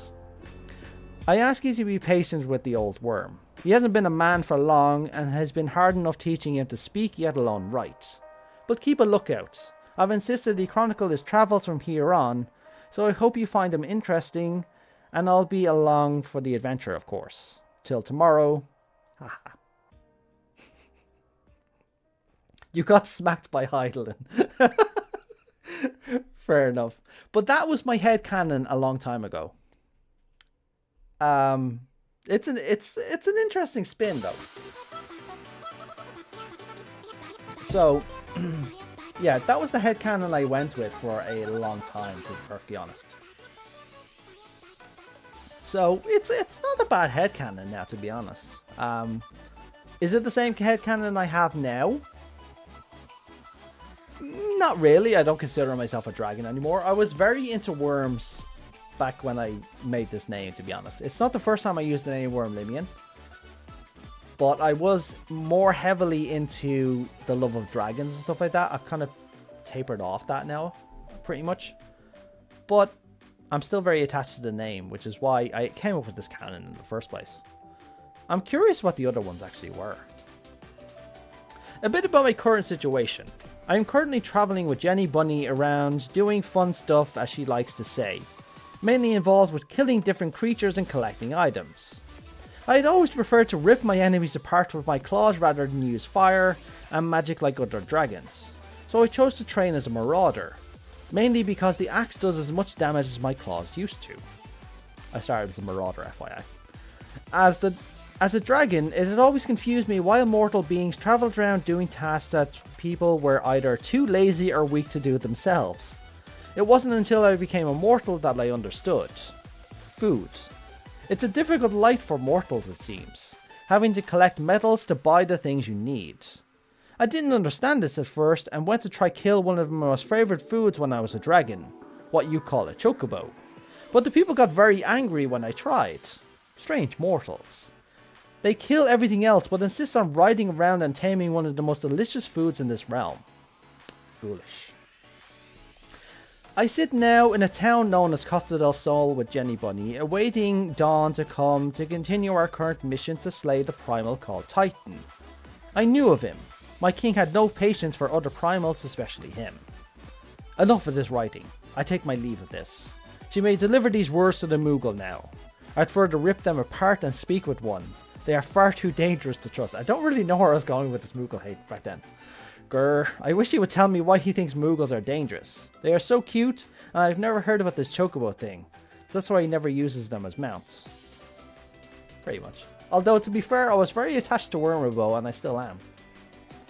But yeah, this was like the first month of the game launch. Bombs. This is the Cascadier event. If you remember the first summer event, it was the Cascadier event. Bombs. Even my kind knows to give these creatures a wide berth, especially when their king is there and they amass dozens of bombs at a time. But mortals seem to really enjoy attacking them for the thrill that they might explode. to be honest. I'm not wrong. Surely there's a better way to earn money. What's more, the ones maybe attacking are what Jenny calls swimsuits. I'll never understand these mortals. I still have my title. I was actually, I'll show you. This is a title I wore around for a long time. You'll notice early in my channel, actually, that I actually wore this title around a lot. Primarily because it's my oldest title. So, yeah, there it is. Cascadia Reborn. It's a title that comes from 2.0, so it's the oldest title that you can acquire in 2.0. It's not the oldest title in the game. 1.0 titles are definitely the oldest. This character doesn't have 1.0 titles. Although my other character who has the legacy tattoo and everything else, I think has 1 or 2 of these titles. Either way. So, it's also funny, actually. In 1.0, I actually started on Balmonk. Balmonk didn't have the reputation it did in 1.0, let me tell you. Today we finally bested Titan, though I'm wise enough to know he cannot die and will return. He was not what worried me. Those dark men who are watching us fight are the issue. Jenny didn't seem to see anything, nor did the others that we were with. I sensed something familiar about them though. Some essence. No matter. I am to return to the Scions with Jenny to report Titan's fall. Jenny ran off to go cook in Limsa, leaving me with the damn task of trying to deliver this to those dangerous Moogle beasts. P.S. Whoever is reading this, what he's talking about, Kupo, this man seems to know too much. I don't know where I was going with that. Yeah, a lot of people have told me that I should really use this character. Where is this character, actually? Where did I leave him? Where did I leave him? I'm fairly positive he's on Chaos. I think I left him on Spriggan. Yeah, I think I left him on Spriggan. It's not the same name, but I think I did leave him on Spriggan. Or yeah, I left him on Phantom. Sorry. Okay, so there's my my god. There's my god. There's my guy. Now that I think about it, I don't think he has any I don't think he has any tiles. I think I lost the tiles in the transition. I still retained the tattoo, but that's why I'm wearing this weird looking outfit, just to show off the tattoo. There's very little armor in FF14 that actually shows off the tattoo, which is why you'll see people who have a legacy tattoo will usually be wearing an armor set like this or something similar to show off the tattoo. And I'll be fair, it still turns around heads. The last time I used this was actually when I was doing a video about... Yeah, so I used this character. I'll tell you why I use this character. I use this character primarily because I left it intentionally stuck in 2.0. Because I wanted to watch the world in 2.0. So the different characters and access to earlier quests that I don't have access to anymore. So if there's a cutscene that I need to gain access to, or a quest that I need to do, I'll do it on this character.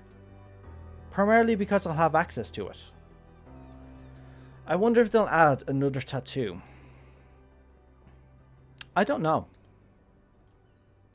It's probably something interesting because there's certain systems in 14 that they don't utilize anymore. So if you remember your legacy reward for subscription time, or if you look at your login screen, you've noticed that there's a subscription time with how many hours or days or something that you've been subscribed. We used to get rewards for that, but we haven't got rewards for that, I think, since Stormblood. They stopped giving rewards for that sort of thing. They never really explained why they stopped. At least I don't think they did. So it's interesting that they don't really do that anymore. I would like them to do it, because we got a lot of good stuff. We got a lot of legacy armor, Squall's Gunblade, Squall's armor. They reworked it into achievement points. Sorry, yeah, okay. That makes sense, but Yeah, they kind of just left it there. And new players still get these rewards, I think. So people who are subscribed for a certain amount of time still get these sort of rewards. Let's wander around for a bit, actually. I'll guarantee you I'll get some head turns, right? Because whenever I use this character and I walk around, I get head turns. Primarily because my legacy tattoo is just literally there and stands out like an outstanding erection or something. It literally just is in your face. But with a bigger character, you'll probably see it. But I'll do the little kind of like snob behavior, right? I'll stand here and I'll just like look at my tattoo. But yeah, I'll leave him there for a few minutes, right? But yeah, as I said, I do use this character for accessing old quests. Like, there's old quests that are here, there's old quests in wyrmlimion and stuff like that that I can still do. And I have access to them if I need them for a lore purpose. And the last time I used it was when I did... Well, one of the main things I used it for was when I did my Gubu video.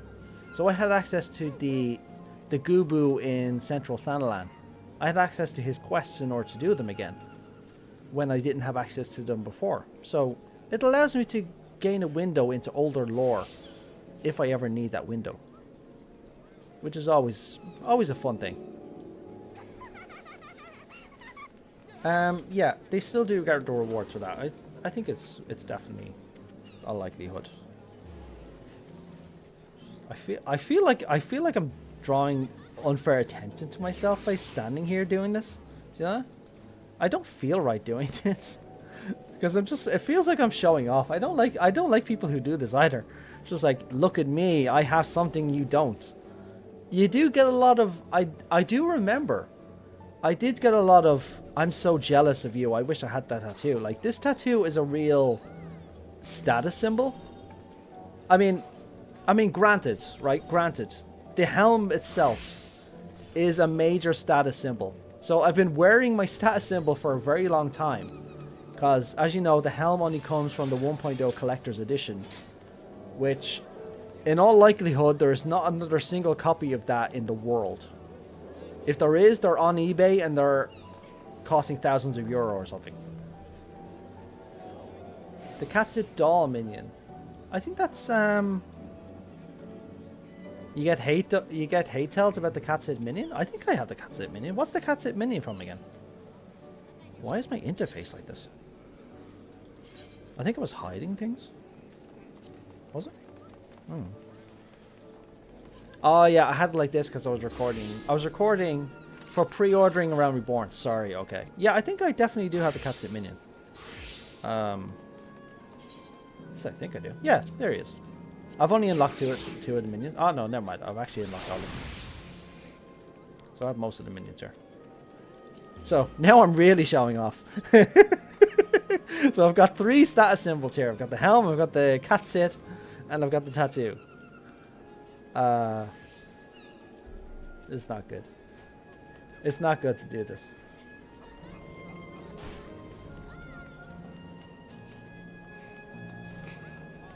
I'll just leave him there. I kind of just want to get one comment and then I'll nope myself out of there back to Phoenix.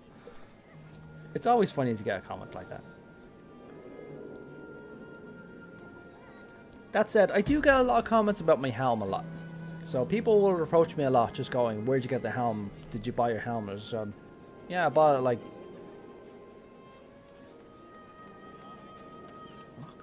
Was it like 15 years ago? Was 1.0 like 15 years ago or 16 years ago?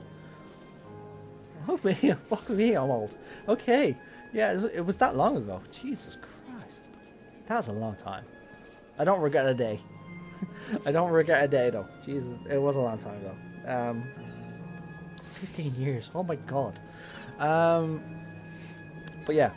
So I got it 15 years ago. I remember it was easy. I didn't have to fight to get the collector's edition either. There was not really many people wanting to play Final Fantasy XIV, let me tell you. The collector's edition wasn't that expensive either. I knew I wanted it, and I got it. You can still find the help code out there on the net. I'm actually frankly curious, you know that. I'm frankly 100% curious. So let's try let's try eBay, right? Let's see if the code is still out there, right? So, Final Fantasy... I'll use numbers. Most people use numbers. Final Fantasy 14 Onion Helm codes.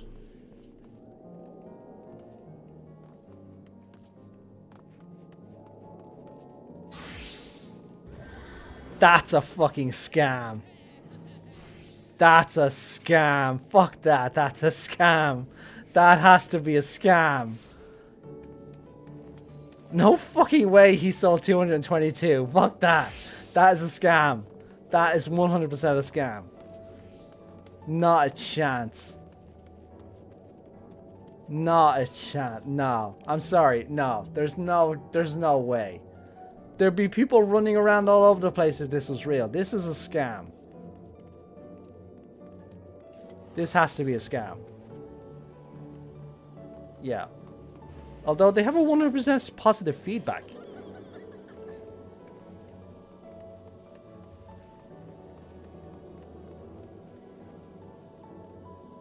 We've been told that this will work with PC instructions. That has to be a scam.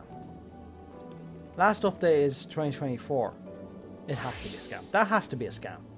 I cannot see people sell... I don't know where you get that many codes. There wasn't that many collector's editions. That has to have been a scam. 20 kids to find... I don't need to find out. I already bloody have it. Yeah, so that's the packaging it came in. They cannot be that cheap. I've seen people talking to me saying they were looking for them and they cost hundreds of euro. They got a re-release? PS4 did? Seriously? So that's only for PS4? No, hang on. So this actually did re-release. Interesting. Yeah, the Red Onion is still in game, and the Peregrine is still in game as well. You can get the Red Onion and the Peregrine through your retainers by going out on random missions.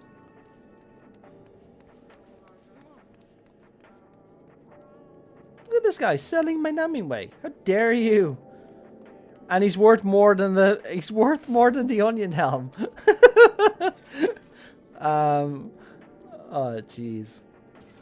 18 sold and stuff like that? Jeez. I'm sorry, I can't believe those. I can't believe that. This thing, it seems too unbelievable. If that was the case, everybody would have this helmet. If it only cost that, that's an amazing offer for this extremely rare helmet. Like, I'd be lucky to see one of them every other blue moon. I'd see anybody wearing a helmet. Like, I know a lot of people would probably have the helmet, but not everybody wears it, of course.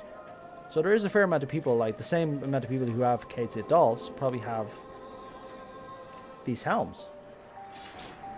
But I refuse to believe that guy sold 222 of those legitimate codes. Sorry, I'm not going to believe that. Large surplus of 1.0. I don't think there was that much. Like, these things, I remember people talking to me, and these were very rare and very hard to get. I remember people selling them online. So unless they came across a surplus pallet of unsold stock of 1.0 collector's editions, which, do you know what, it's theoretically possible. It might have been lying in a pallet filled with the game that never sold after the disastrous launch. Maybe in a GameStop warehouse or something. Entirely plausible in that case. A plundered warehouse full of codes. It's entirely possible. I'd say that is definitely possible. So, but if it was the case, they wouldn't be going for 20 euro. They would be going for 100 or something. I wouldn't be selling it for that little. Because it's one of the rarest items you can ever acquire. No, I lie. It's the rarest item you can acquire in Final Fantasy XIV is the Onion Helm.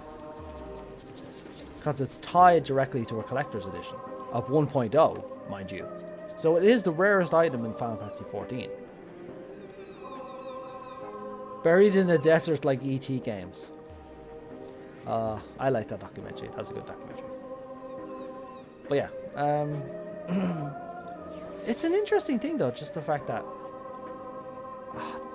that has to be a scam. Like, but then again, the guy had a 100% approval rate, and I would have imagined he would have got shut down if the codes weren't legitimate. That is bizarre. I always thought this thing was next to impossible to get these days, because I remember people were constantly trying to get them. And you couldn't. And the collector's editions that were out there with the code were going for hundreds of euro.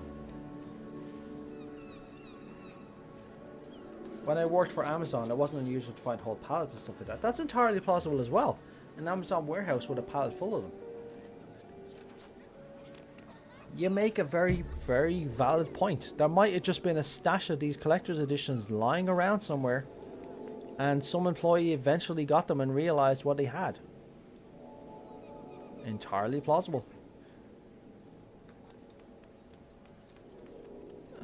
Let me look. Let me walk around. I miss Ulda. I haven't been doing that in ages, you know? I want to walk around Ulda.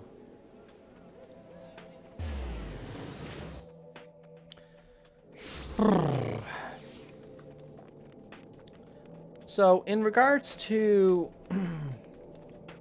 when they fall in a pallet like that, they've already paid Sony, so they put them up on auction for like 5.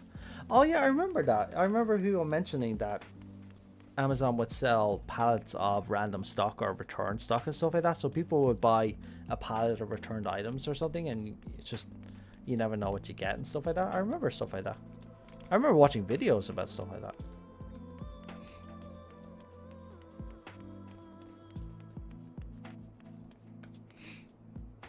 Isn't the third onion helmet the rarest because you needed the collector's edition for one of the quests? Yeah, so Tomoko, I think you got it mixed up a bit. The third one, the Peregrine helmet, was one of the rarest ones. So what he's talking about the Peregrine. So I'll show you the Peregrine here. So where's the FF14 Peregrine helm? So what he's talking about is this one. So there's 3 helmets. There's the onion helmet, there's the red onion helmet, and then there's the Peregrine, which is this one here. So the Peregrine is a slightly different color. Well, it's a very different color, but it has a different plumage color as well. So this used to only be attainable through a quest in 1.0. So it actually wasn't in 2.0 at all, until it was added back as an asset into the game and was obtainable, and still, as far as I'm aware, still is obtainable through ventures. So if you send your retainers out on random ventures, there's a chance they might return with a Peregrine helmet, or at least that was the case a few years ago. And it's the same thing for the red onion helm. There's a chance they'll come back with the red onion helm. And I think there's a few other rare items that actually do fall into this category as well. I don't think they're actually on the market board anymore. I don't think you can sell them anymore.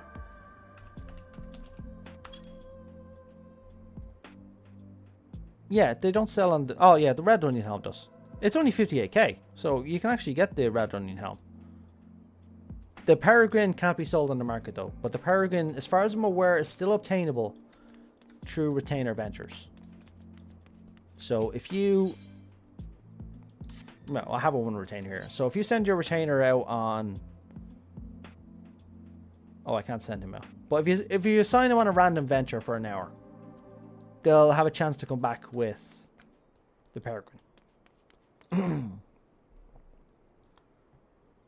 So what sort of crackpot theories are we discussing? Right now we're discussing onion helmets and the fact that there's scams going on about them. I'm sorry, I still think this is a scam. Or where is it? It's the other one. It's this one. I still think this is a scam. I'm sorry. It has to be a scam. I think it's a scam. Games for sale.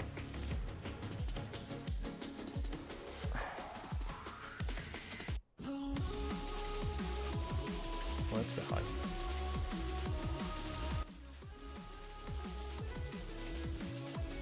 Anyway. don't know. It looks like a scam to me. It just screams scam to me. 222 sold. I'm sorry. I just can't believe that. Despite the theories that we've come up with, I just can't believe that. Bro probably sold the cars to himself with fake accounts and left the reviews to further the scam. It's not a scam. My friend bought one recently. I'm not even going to consider that, to be honest. The fact that Namingway is more expensive, though, has me just going, that's really weird. Namingway costs as much as the Eorzean Encyclopedia.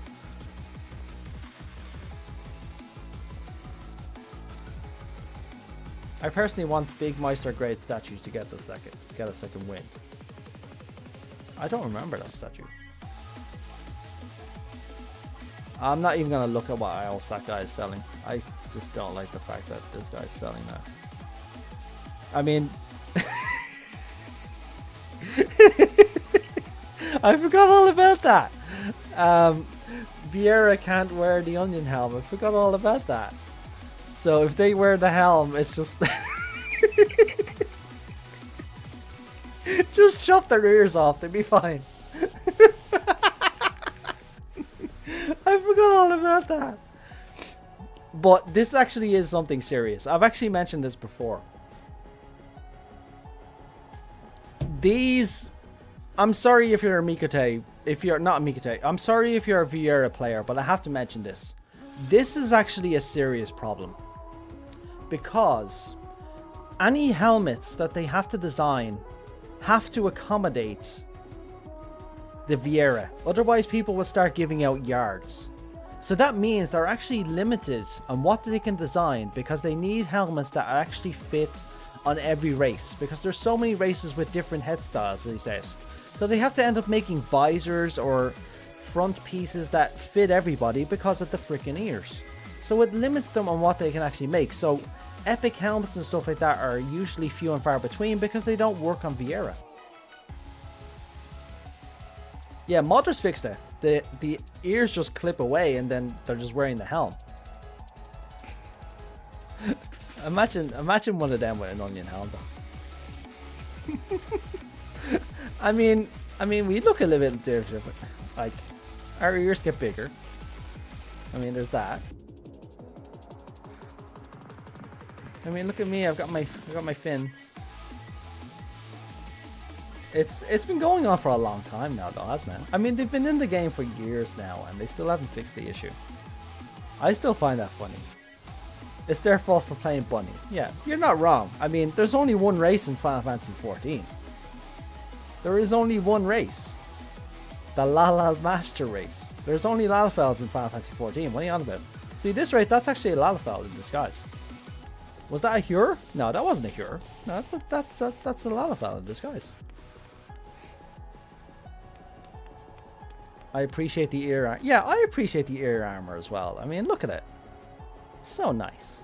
The onion helm just fits the Lalafell perfectly. I've seen it worn by Elizin and Hure.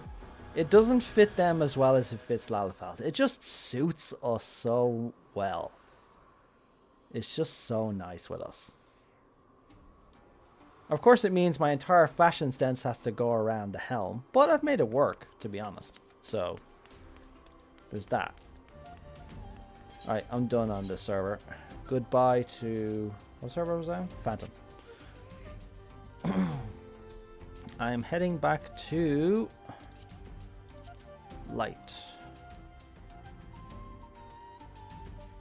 Actually, you know what? You know what? While I'm here, maybe I should visit a different data center while I'm here. Maybe I should visit North America. I haven't seen Balmung in a long time. Sure. I haven't seen Balmung in a long time.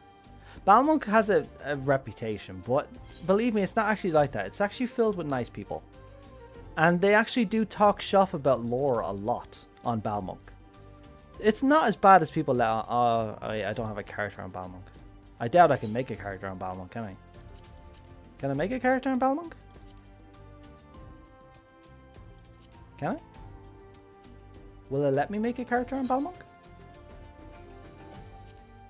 No, I don't need to save it. I already have it. This never amounted to anything. Do you know that? That's one thing. That's another abandoned thing about character creation. It allowed us to put our birthday in. So it didn't really amount to anything though. I mean, it changed. Yeah, it actually no, I'd lie. It actually did amount to one thing. And I'll tell you what it was. This actually changed your stats back in A Realm Reborn and Heaven's Ward, and I think was taken out by Stormblood. But having this, selecting these actually changed your stats. So there was a meta to selecting these different things. If you selected like Byrogod or something like that, it increased your intelligence stat. So there actually was a reason to select these back in the day. They removed that. One bit of dialogue, but also stat changes came with it. It was interesting. Oh, they changed us. I want to go to, yeah, Pugils. I want to go to, no, I want to go to, oh, it's not going to let me, is it? Damn it. I'd have to go in the off season. Okay, never mind. I don't have a character on Balmond. Sad face. Ah, that's sad face. Yeah, it gives you a bit of dialogue, but it used to give you a stat back in the day. Until they removed it. So it still gives you dialogue. But did it do anything during the Alliance raid? I don't remember doing that. Because my one was Thaliak. But I don't remember Thaliak giving me any special treatment. I do not remember that. How's Japan doing these days? There was a great server that did all the Christmas stuff. What was it? Was it Elemental? I think it was Elemental. Yeah, there was a server on the Elemental data center, I think, that does the Christmas village and stuff like that. No, there's not, because I have a character on that data center.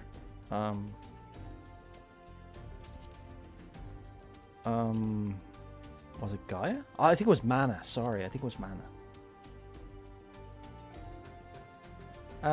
It was the Wanderer that I can't think of the name. It was only far as I remember. In the scene where you can talk to each one again before the last, they will acknowledge it. Oh, I didn't know that. I'll have to go back and actually look at that now at some point. Pandemonium. There we go. This is the server that does the Christmas village and stuff. I wonder if they're doing anything for the summer though. Although they're asleep. What time is it into Japan? Oh, it's a cherry blossom theme. Oh, so they themed because it is cherry blossom season over in Japan, isn't it? Yeah, because the last time I was here was a Christmas village. Yeah. Oh, I wonder if they themed the houses as well. Cause yeah, oh yeah, look. Because all the houses are now they're all Japanese themed. They weren't Japanese themed before, I don't think. And now they all have cherry blossoms outside. So they are definitely going with a theme this time. I remember this small house used to have such elaborate designs on the inside. If you look at my Christmas village videos, you'll actually see this location as well. Ooh. Yeah, because I've already written in that journal, I think. This looks interesting though. Ooh. Oh. Oh. Wait. Is it blocked off? Oh. Is it this way? Wait.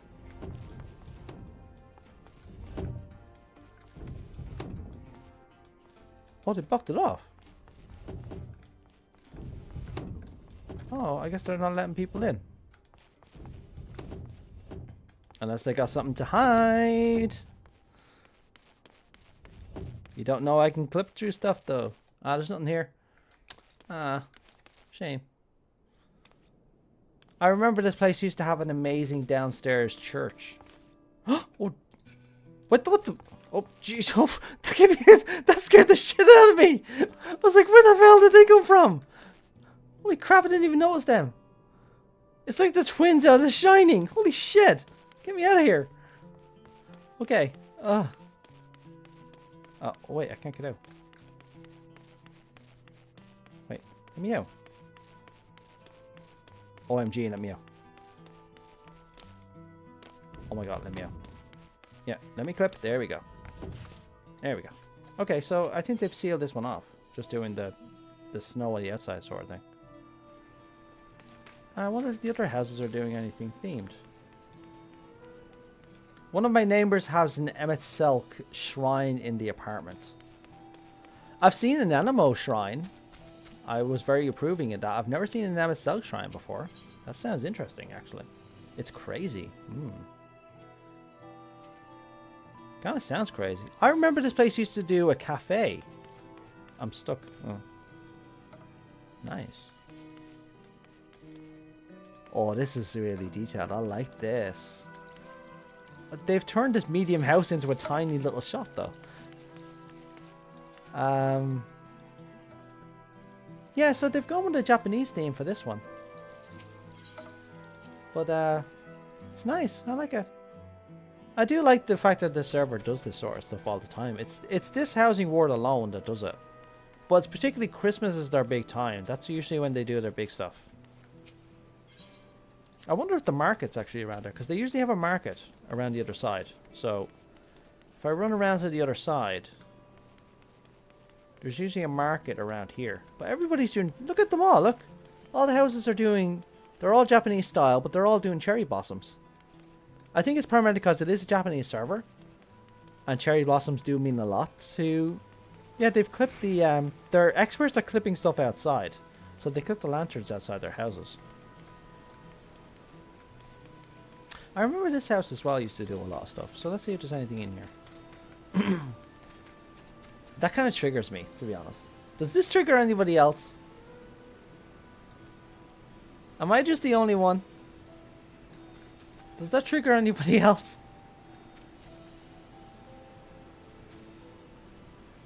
I don't know. Is it just me? I don't know. It's just... I thought clipping outside of houses would get you banned. I'd never heard that. I have a shrine to a few ladies in my FC room. Alistair. It better be Kryl and Tataru, the greatest ladies ever. What the hell is this? Wait, what the heck is this? It's like a dungeon. Ooh. Ooh, whoa. What have I just walked into? What is this? It feels like there's something wrong here. It's cool looking though. Holy crap. Oh, look. Got a little changing area in the back. Wait, is this what I think it is?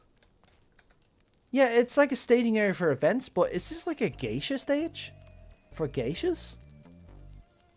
If anybody knows what a geisha is, I think this is kind of what it would look like. Yeah. That's cool. I love this entrance though. Look at that. I've never seen an entrance like that. They designed the whole staircase to go up. So like that. That is so cool. It feels like a waste of a large house, to be honest. But yeah, so that's the entrance. You go up and this is the staircase. So this is above the main staircase of a large house. That is really, really creative. I have to say, I've never seen them do anything like that before. But again, it does feel like a waste because you literally have no access to everything else outside. You got random... Like, there's a basement in this area as well, so...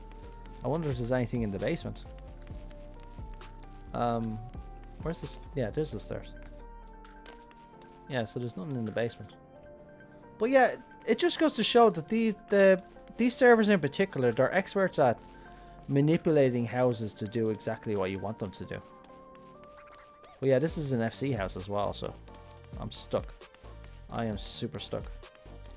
I am super, super stuck. I'm so stuck, it's not even funny.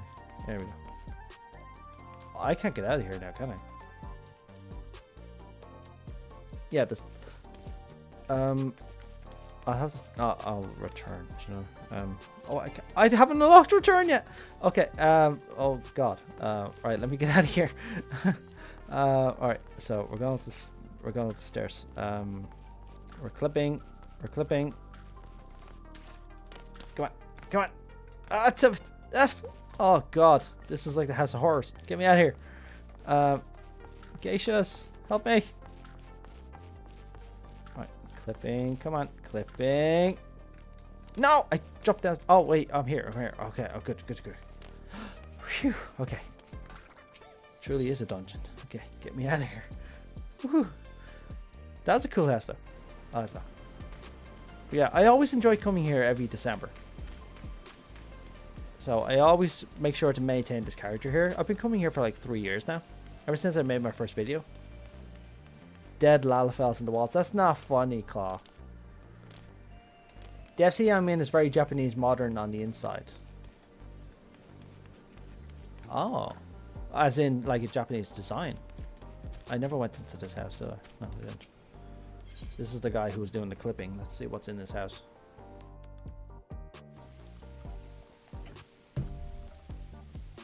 Oh, I remember this place now. This guy did a really elaborate, like, Snow Kingdom design, like Frozen or something like that. But holy, oh look at that. Oh, that is so cool.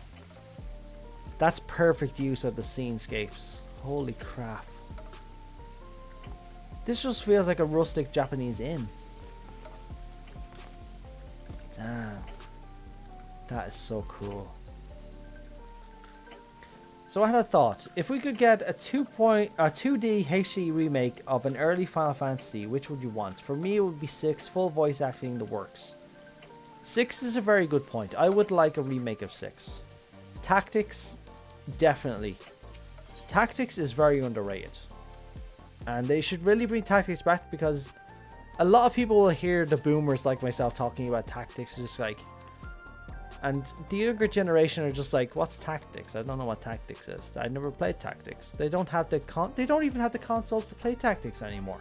So bringing Tactics back in a proper experience would be really good. Although there's many games from the Square Enix library, the Squaresoft library, that I would love to come back. Oh, I feel like sneezing. I think I'm nearly finished with the stream now. Primarily because my dog, she's pacing outside my door now. So I know she wants to go outside and go for a walk. Tactics would be great. Xenogears is also a very good idea one. To be honest, Square Enix has a library of games. Because they were one of the early main companies in 2D games and stuff like that. Like Final Fantasies, for example. But they made so many games on those platforms that they have an entire library of things that they could remake. And to be fair, they have remade a number of their games for 3D platforms. So yeah, Tactics would definitely be one. 6 is a very good idea. They've already semi-remade 4. I think they did remake 4. 3 would be good. I think they already did 3 though, I'm not really sure. Can't really remember.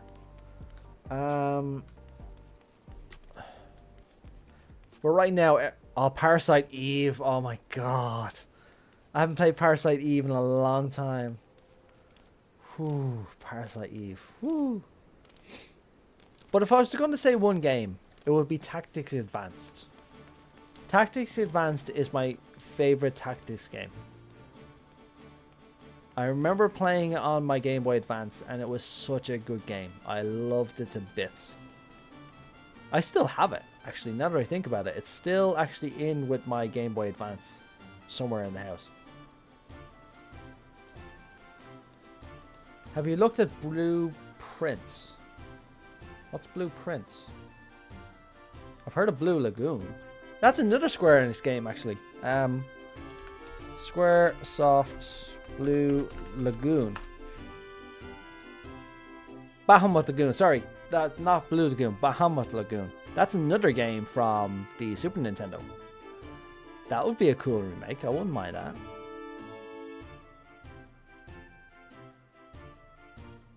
It was probably one of the first showing up of Bahamut before Final Fantasy. Actually, I think it coincided with Final Fantasy. He ventured outside the Final Fantasy series to show Bahamut. This is very early days Bahamut, though. But what's Blueprints? I've never heard of Blueprints. Blueprints game. Blueprints. Blueprints. I don't know if this is right. Blueprints. Okay. Blueprints game. It's a pun. I've never seen this game before. It sounds like something my wife would love. It's a mystery game. I used to play mystery games back when I was a kid. You'll probably recognize this game. Do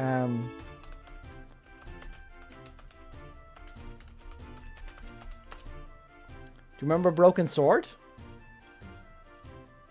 One of my favorite games from when I was a child. Broken Sword and Broken Sword 2 were some of my favorite games. And I remember buying Broken Sword because it was so cheap in the shop. I barely had any money. And I saw Broken Sword on PC and I bought it. And it changed my life. I remember playing it.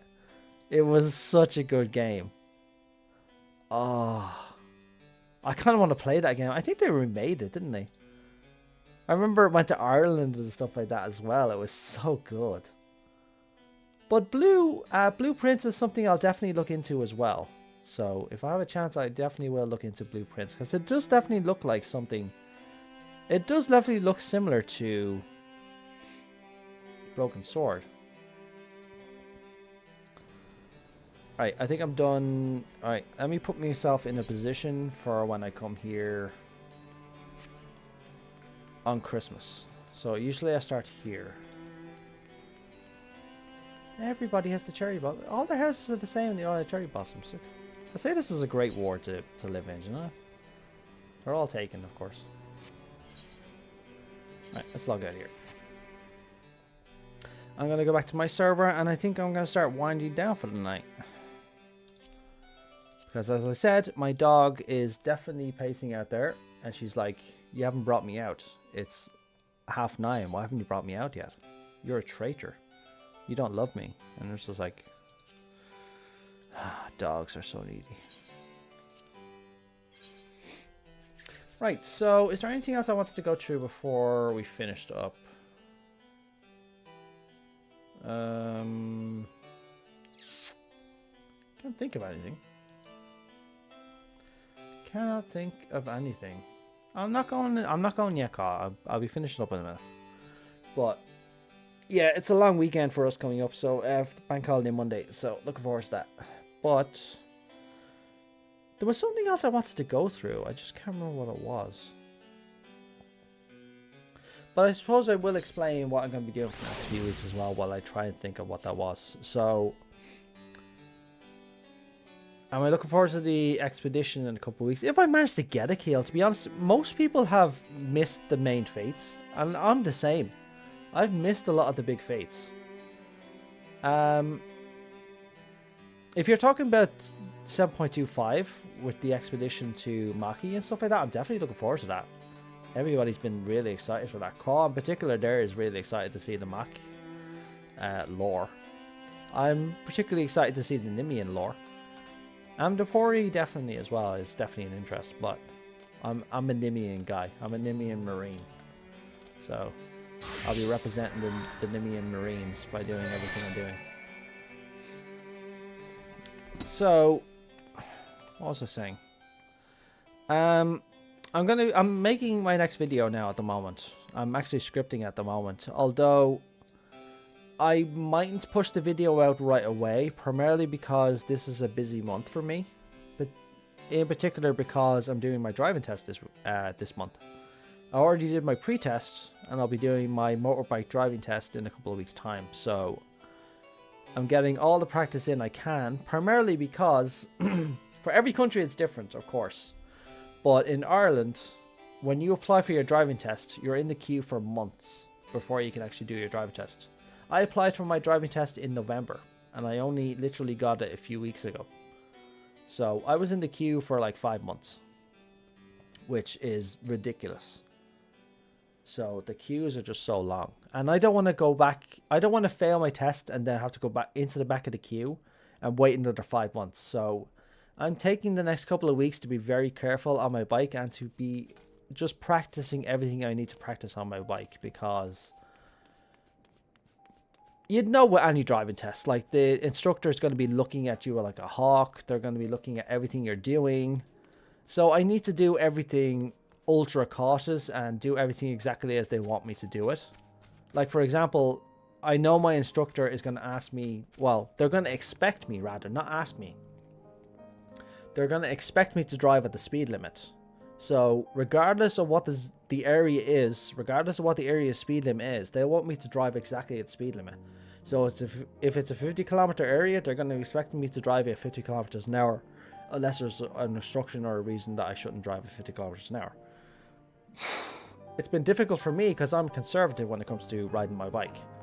So I'll usually drive a couple of miles below the speed limit. So my pre-test instructor told me I was driving too slow and I'd need to just start choking the life out of the bike in order to actually drive properly fast. Ring her neck, that's what he said. He was over the radio, just go on, ring its neck, go on. And I was just like, okay, I'm ringing its fucking neck already. But yeah, our instructors are very meticulous in that regard. So I need to practice everything very carefully, just mainly so I don't have to go back in the queue. Primarily because I want to go to Japan at some point very soon. But one of the main things I want to do in Japan, aside from the obvious stuff that gamers like ourselves want to do in Japan, is I want to ride around Japan on a Super Cub, which is my favorite type of motorcycle. And I can only do that by having my full driver's license for a motorbike, which allows me to apply for an international driver's permit. And a driver's permit like that allows me to rent a motorcycle in the country I end up going to. So I need to pass my driver's test. So I'm focusing very hard on getting myself perfectly ready to pass my driver's test. So I've been very well behaved on the roads. I haven't lane split or filtered, as it's called. I think it's called lane filtering in, or lane splitting in America. I think we call it lane filtering. But I haven't done that in days now. Ever since I did my pre-tests, my instructor said, don't filter, don't do anything. Just drive exactly as the instructors for the driving test will expect you to drive. So I've been very well behaved on the road. You have to do that before you go to Japan. I suppose maybe a month. Yeah, I have to apply for the international driving permit before I go. So I put in the application. I tell them exactly what dates I'm going, what dates I'm going to be driving in Japan. And that allows me to legally, on my own license, for a different country to drive on the roads in Japan. So that's a requirement for it. It's a relatively straightforward process. It's much easier for me because in Ireland, we drive on the left. So in Japan, they drive on the left as well. So it's much easier for me to get an international driver's permit for Japan because we drive on the same side of the road and our road sides are fairly similar. So I have that advantage, but I need my full driving license for a motorbike before I can do that. So if you wonder why I haven't pushed out a video in a couple of weeks, that's the reason. I think I'm going to do a short video though. I have an idea for a short video that I'm going to do, so I haven't done a short in a while. So I'll do another short, but all the while I'm doing that, I'm going to be scripting my next video. So I'm looking forward to actually doing this one as well, because it's a nice subject that I enjoy doing, but I'm going to give it its due diligence over the next few weeks. And then once my driving test is done, I'll record it and then upload a brand new video. Shorts are where the algorithm is. You're not wrong, but I don't do anything I do for the algorithm, to be honest. Like, if I was doing anything for the algorithm or profit or anything else, I'd be monetizing this stream right now. So you would have seen ads every few seconds, but I haven't monetized it because I don't really care about the profit, to be honest. I don't stream or I don't make YouTube videos for profit. Do I monetize my videos? Yeah, of course I do. But Not much. I don't play ads during my videos. They'll play at the start, they'll play at the end. But that's it. I hate ads that play during a video. That pisses me off.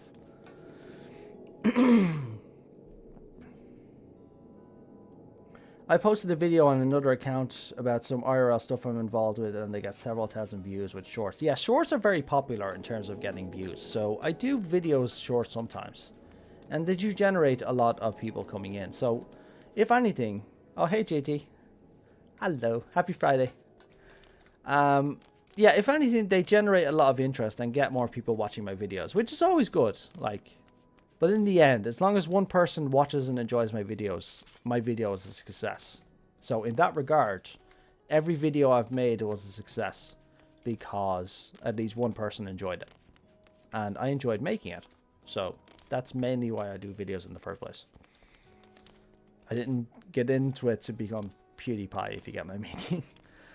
I personally don't get the appeal of shorts. Shorts are good in some... Like, I enjoy watching shorts from other content creators and stuff like that.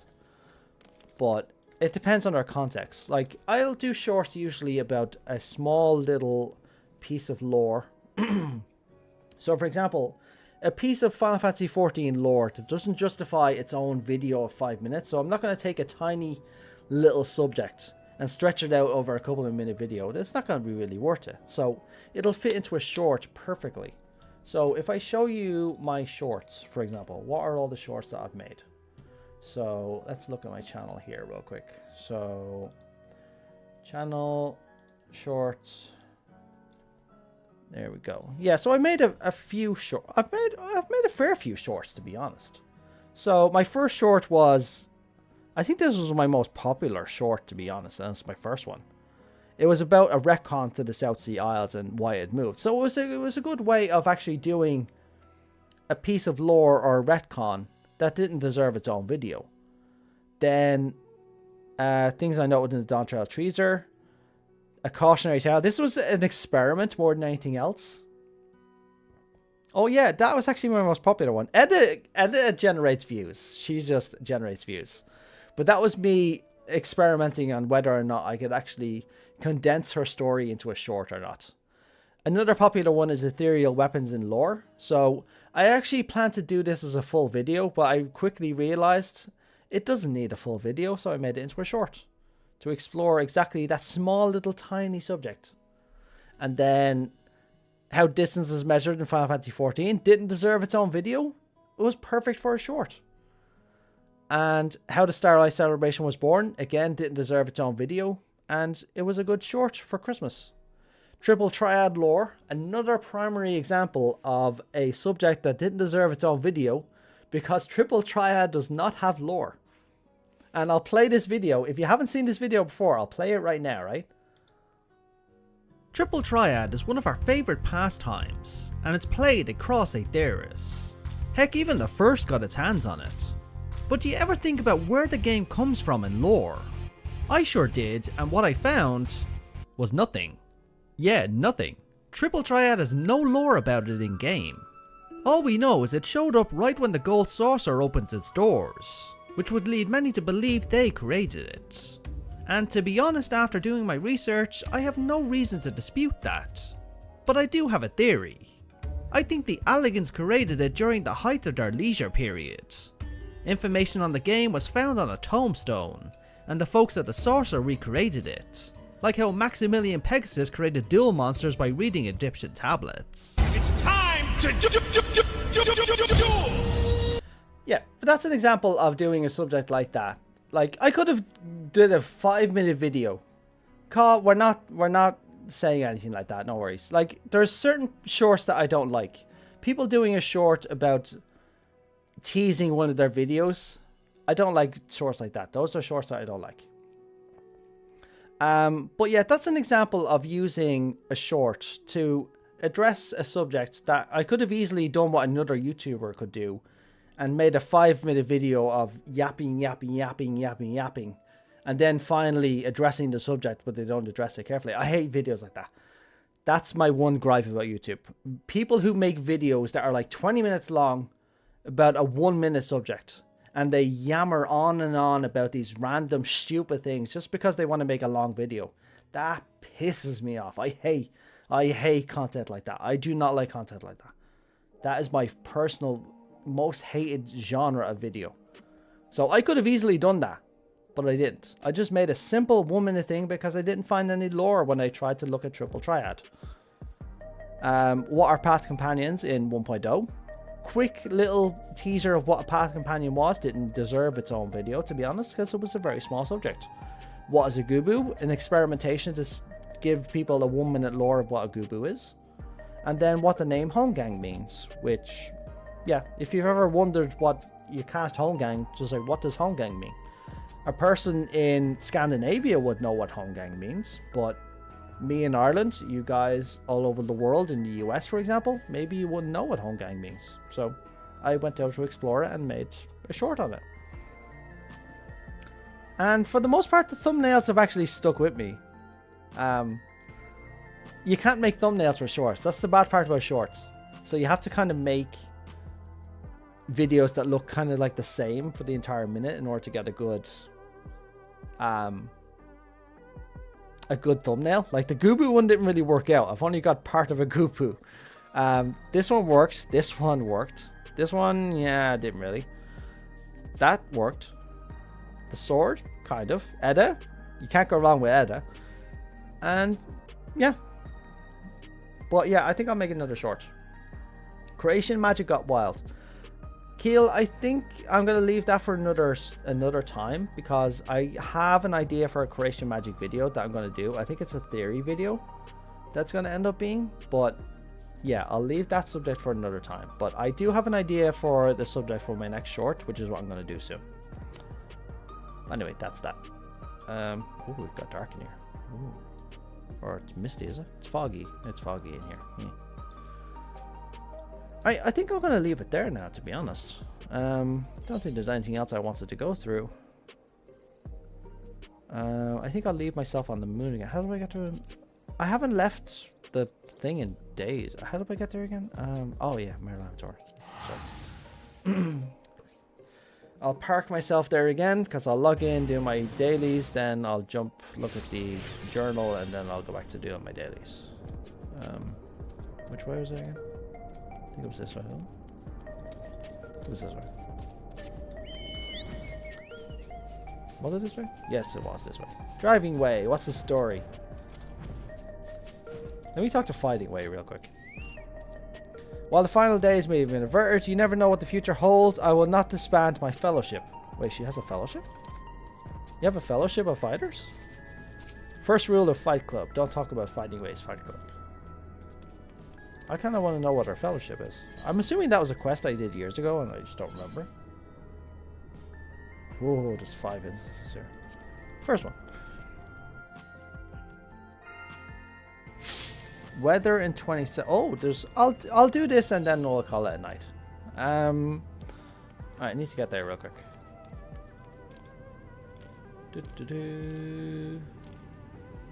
Weather in 27. We might have a problem. What's the problem? Why is weather a problem? Just suspect a red alert everywhere. Oh. So when the weather changes around here, we get a red alert. But there's a fade on, so will we actually get a red alert when there's a fade on? I haven't really done many red alerts because they're really weird when it comes to their timing. They sync them up just to mess with us. The weather changes to red alerts. Okay, so I suppose we get our red alerts in when the weather changes. Wait, did I go too far again? Ah, it's alright.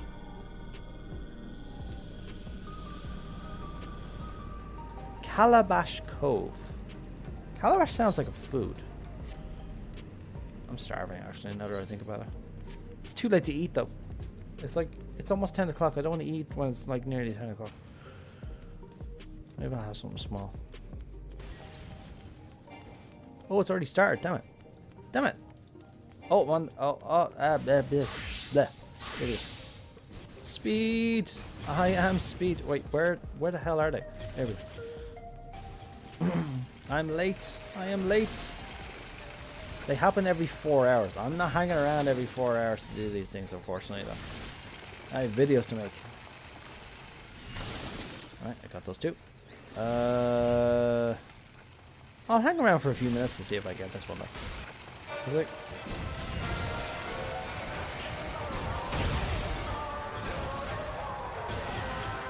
I can't hear this song. I can't hear this song without hearing FanFest 2014. I think I actually do have recordings of that still. You know, I think I still have recordings that I never uploaded about 2014 FanFest. I think that's a bit hard.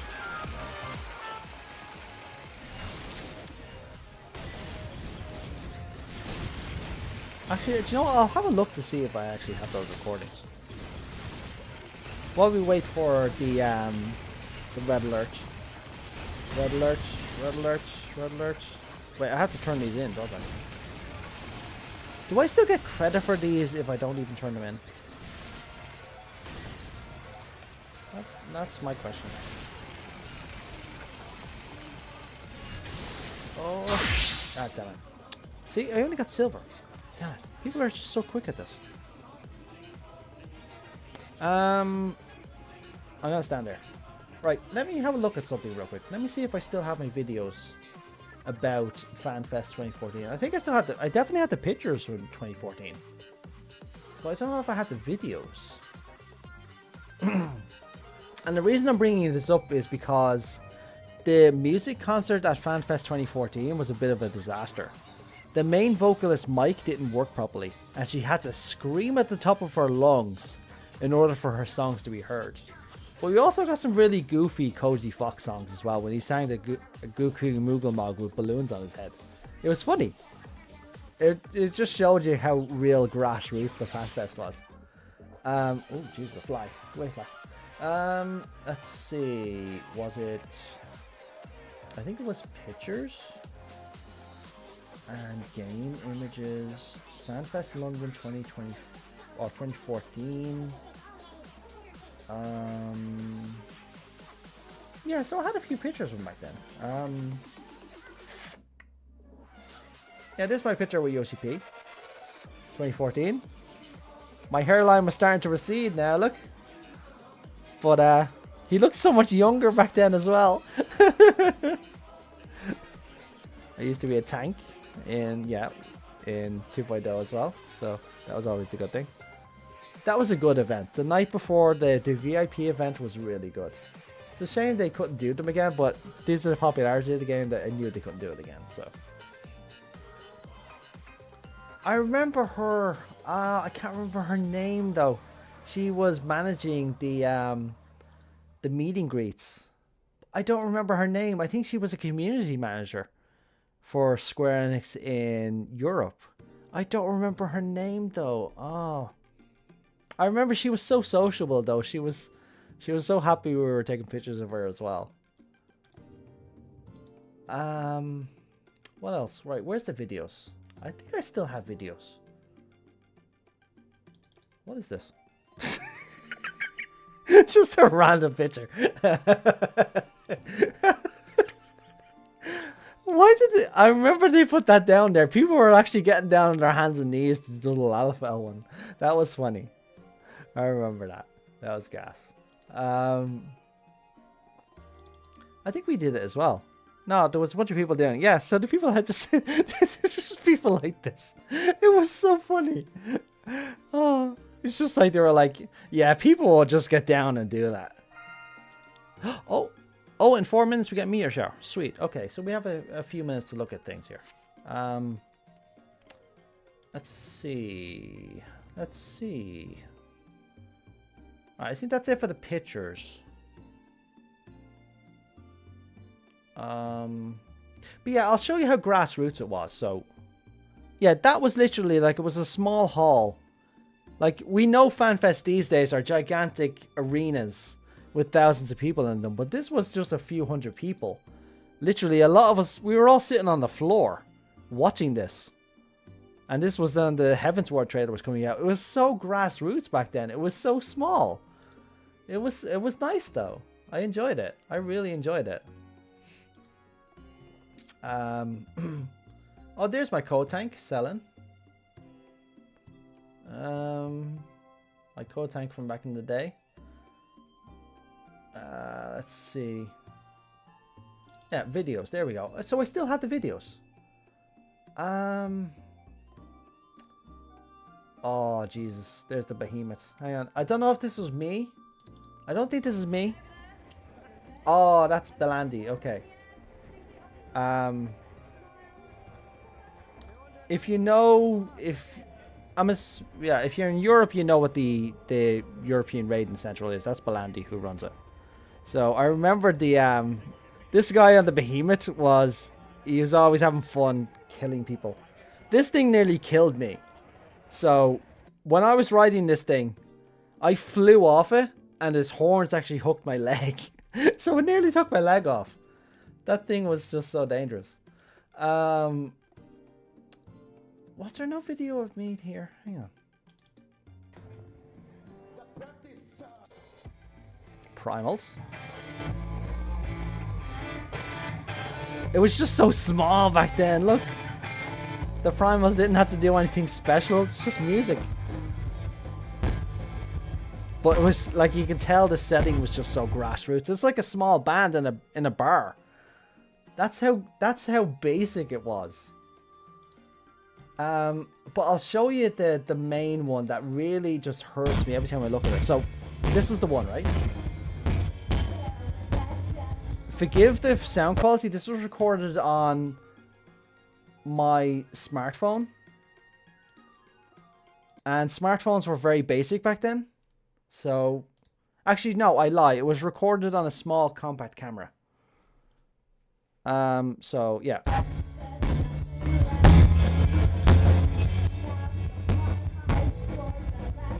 But you hear that? She had to scream. But I was hearing her just because she was in the front. But she had to scream at the top of her lungs to be heard. You see how she's drowned out now? Her mic just wasn't configured properly. I don't remember her name either. I should go to the... Wait, where's the red alert? Does it randomly spawn somewhere or... Oh yeah, hang on. Right, so do I have any other videos? Oh yeah, this is... Yeah. Yeah, they made a show of the primals coming out. But it was all just so small. It's like you just went out for a night and you just went to a small nightclub where they had a band playing. That's what it felt like. But it was good. It was good for that reason, I think. Let's check that. Make sure it is in there.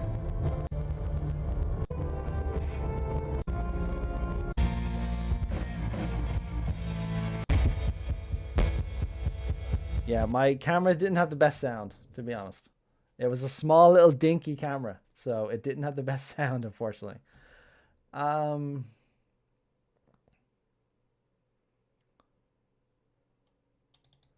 Rumbles. Okay, so we had Las Vegas and London. The next job is...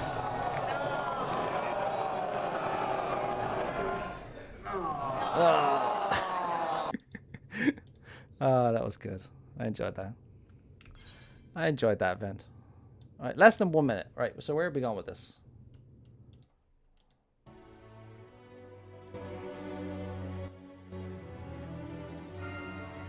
Red alert is there. Okay, so we're... Oh wait, that's the crafting one, isn't it? Yeah, so I'm nearby the crafting one. Okay. I could actually walk there, can I? No, I can't. I can't. I can't walk there. I need to go across the chasm. Or actually, no, I can. Yeah, I can just walk around. Okay, I should be fine. I can do my crafting while there. Now, apologies in advance for what you're about to see. I am not a crafting savant. It's interesting they haven't announced Fanfest. It should be around just after 7.3 when stuff starts to ramp up about the next expansion, that's when they'll announce it. So I'm expecting an announcement in the summer. And I'm expecting it to happen probably next summer. Or probably early next year. So I'd say we're going to get it in the next few months. In terms of announcements though, Grand Theft Auto 6 actually got a release date. May 26, 2026. So over a year from now. Oh, I should really be doing something. Okay, so spare parts. So I need to make spare parts. So I need to synthesize spare parts. Okay, so apologies in advance if you are a crafting savant. I am not a crafting savant.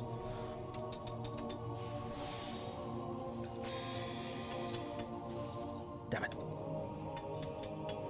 Damn it. Not again. Come on. Don't do this to me. There we go. Alright, so...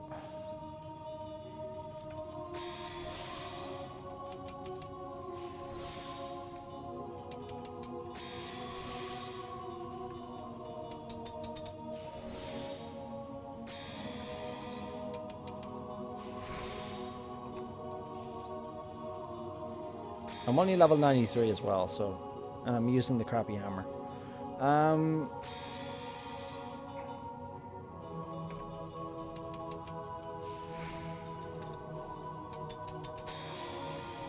Oh boy. Okay. I'm gonna have to do a big boy bite. Okay, good. Yeah, Carl, go on and enjoy your weekend. Have a good one. Alright, so muscle memory. And I want to hit the big rapid synthesis. Damn it. My luck with rapid synthesis is so bad. I think I'll do one of those. Then I'm going to use the mend. Then I'm going to do this. Then I'm going to do this. This. This. And that. Because I have to. What was the other one again?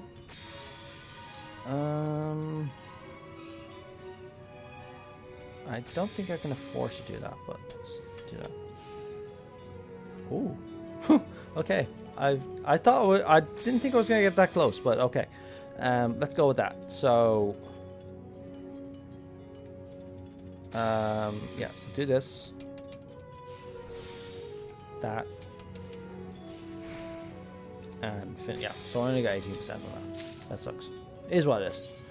Okay, so... And then I want to do this. Then I want to do this, and this. This. This. That. So yeah, my crafting is very basic. I don't go into any fancy stuff.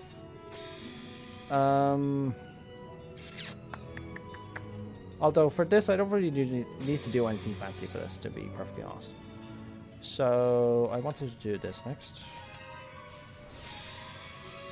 And this. Then this. And one more of those, and then we're going to do the blessing. And then I think if I do that... Damn it. And I'm not going to make it. Damn it. No, I can't make it. Sorry.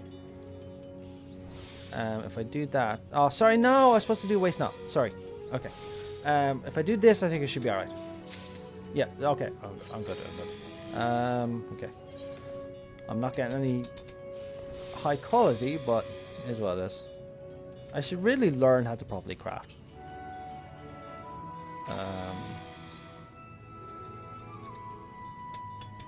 I like to get the progress out of the way first, especially with the muscle memory. So maybe I'll do a great stride as well. Maybe I should save the great stride for the other one. I don't know.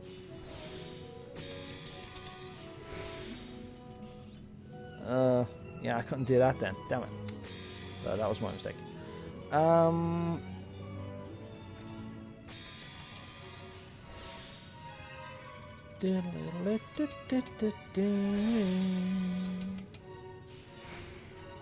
Okay.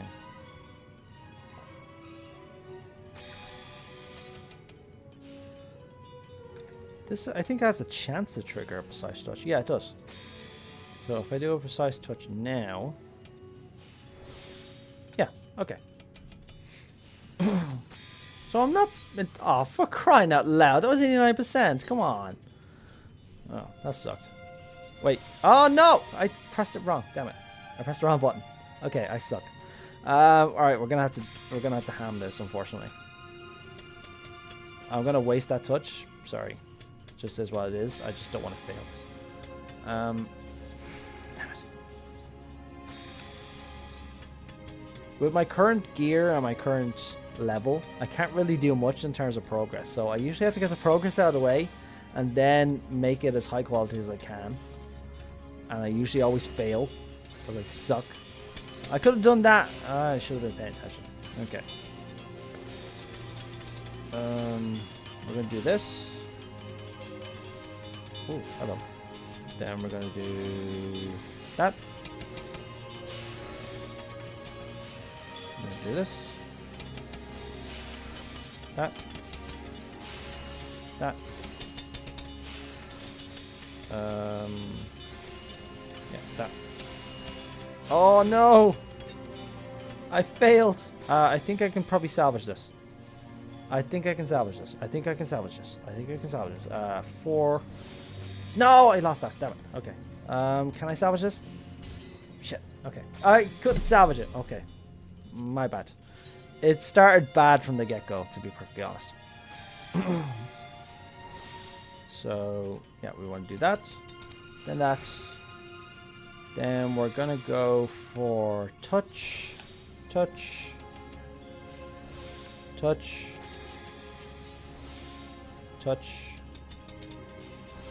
Then restore. Then I want to do that. Then I want to do this. And this. And this. Combined with one of those. And then the blessing. Better, but no cigar.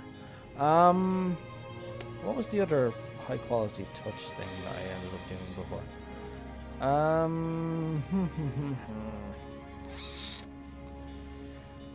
Okay.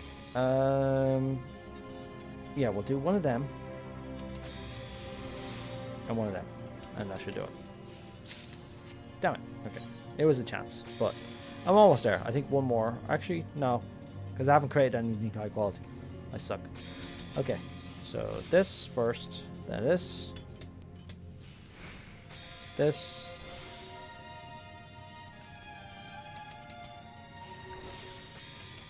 I have to say though, I'm enjoying the cosmic exploration. I enjoy content like this where it gets people all in the same place, all doing progress like this in order to push their server forward. I enjoy content like this. It brings people together.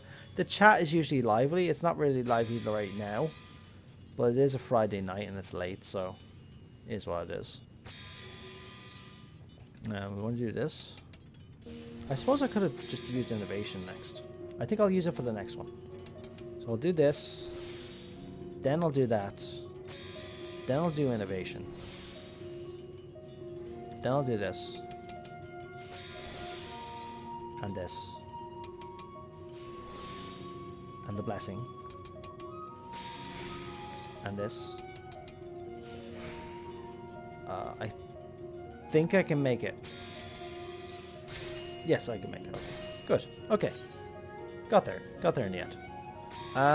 So I just need to make one more item. Okay, let's try high quality this. So, muscle memory. No good stuff. Okay, that's fine. I don't want to fail, so just do that. Not as much progress as I'd like, but okay. Touch.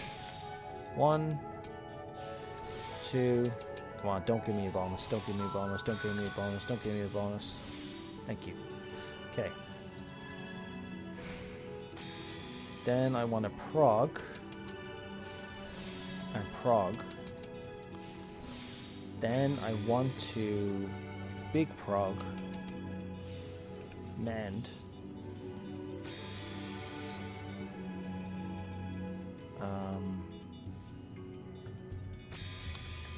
Prog.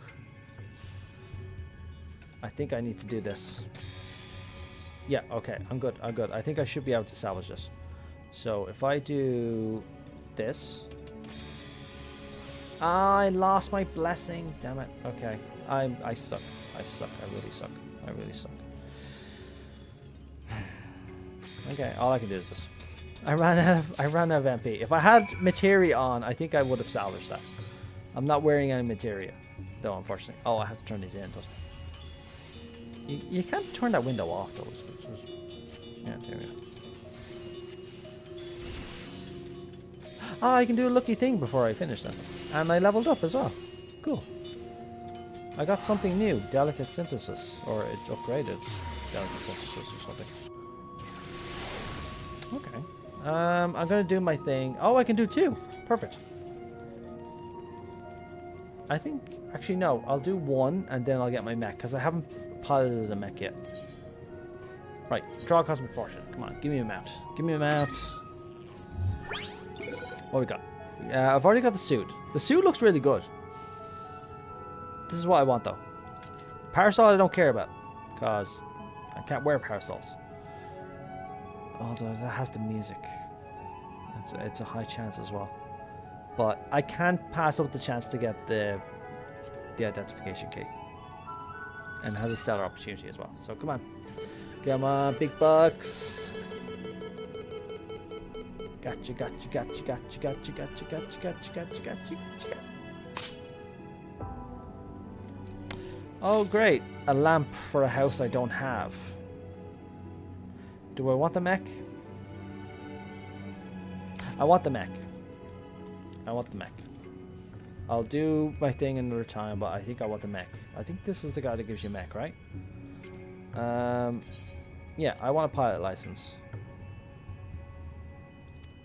Okay, so I got a pilot license. Alright, so I think I'm going to finish my stream there. I completely failed at crafting, but it is... Wait, do I get a reward? Oh, I already got a reward for this, never mind. What are they saying here? What are they on about?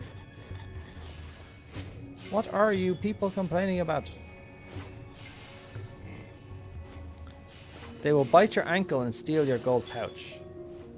Sounds like me on a good day.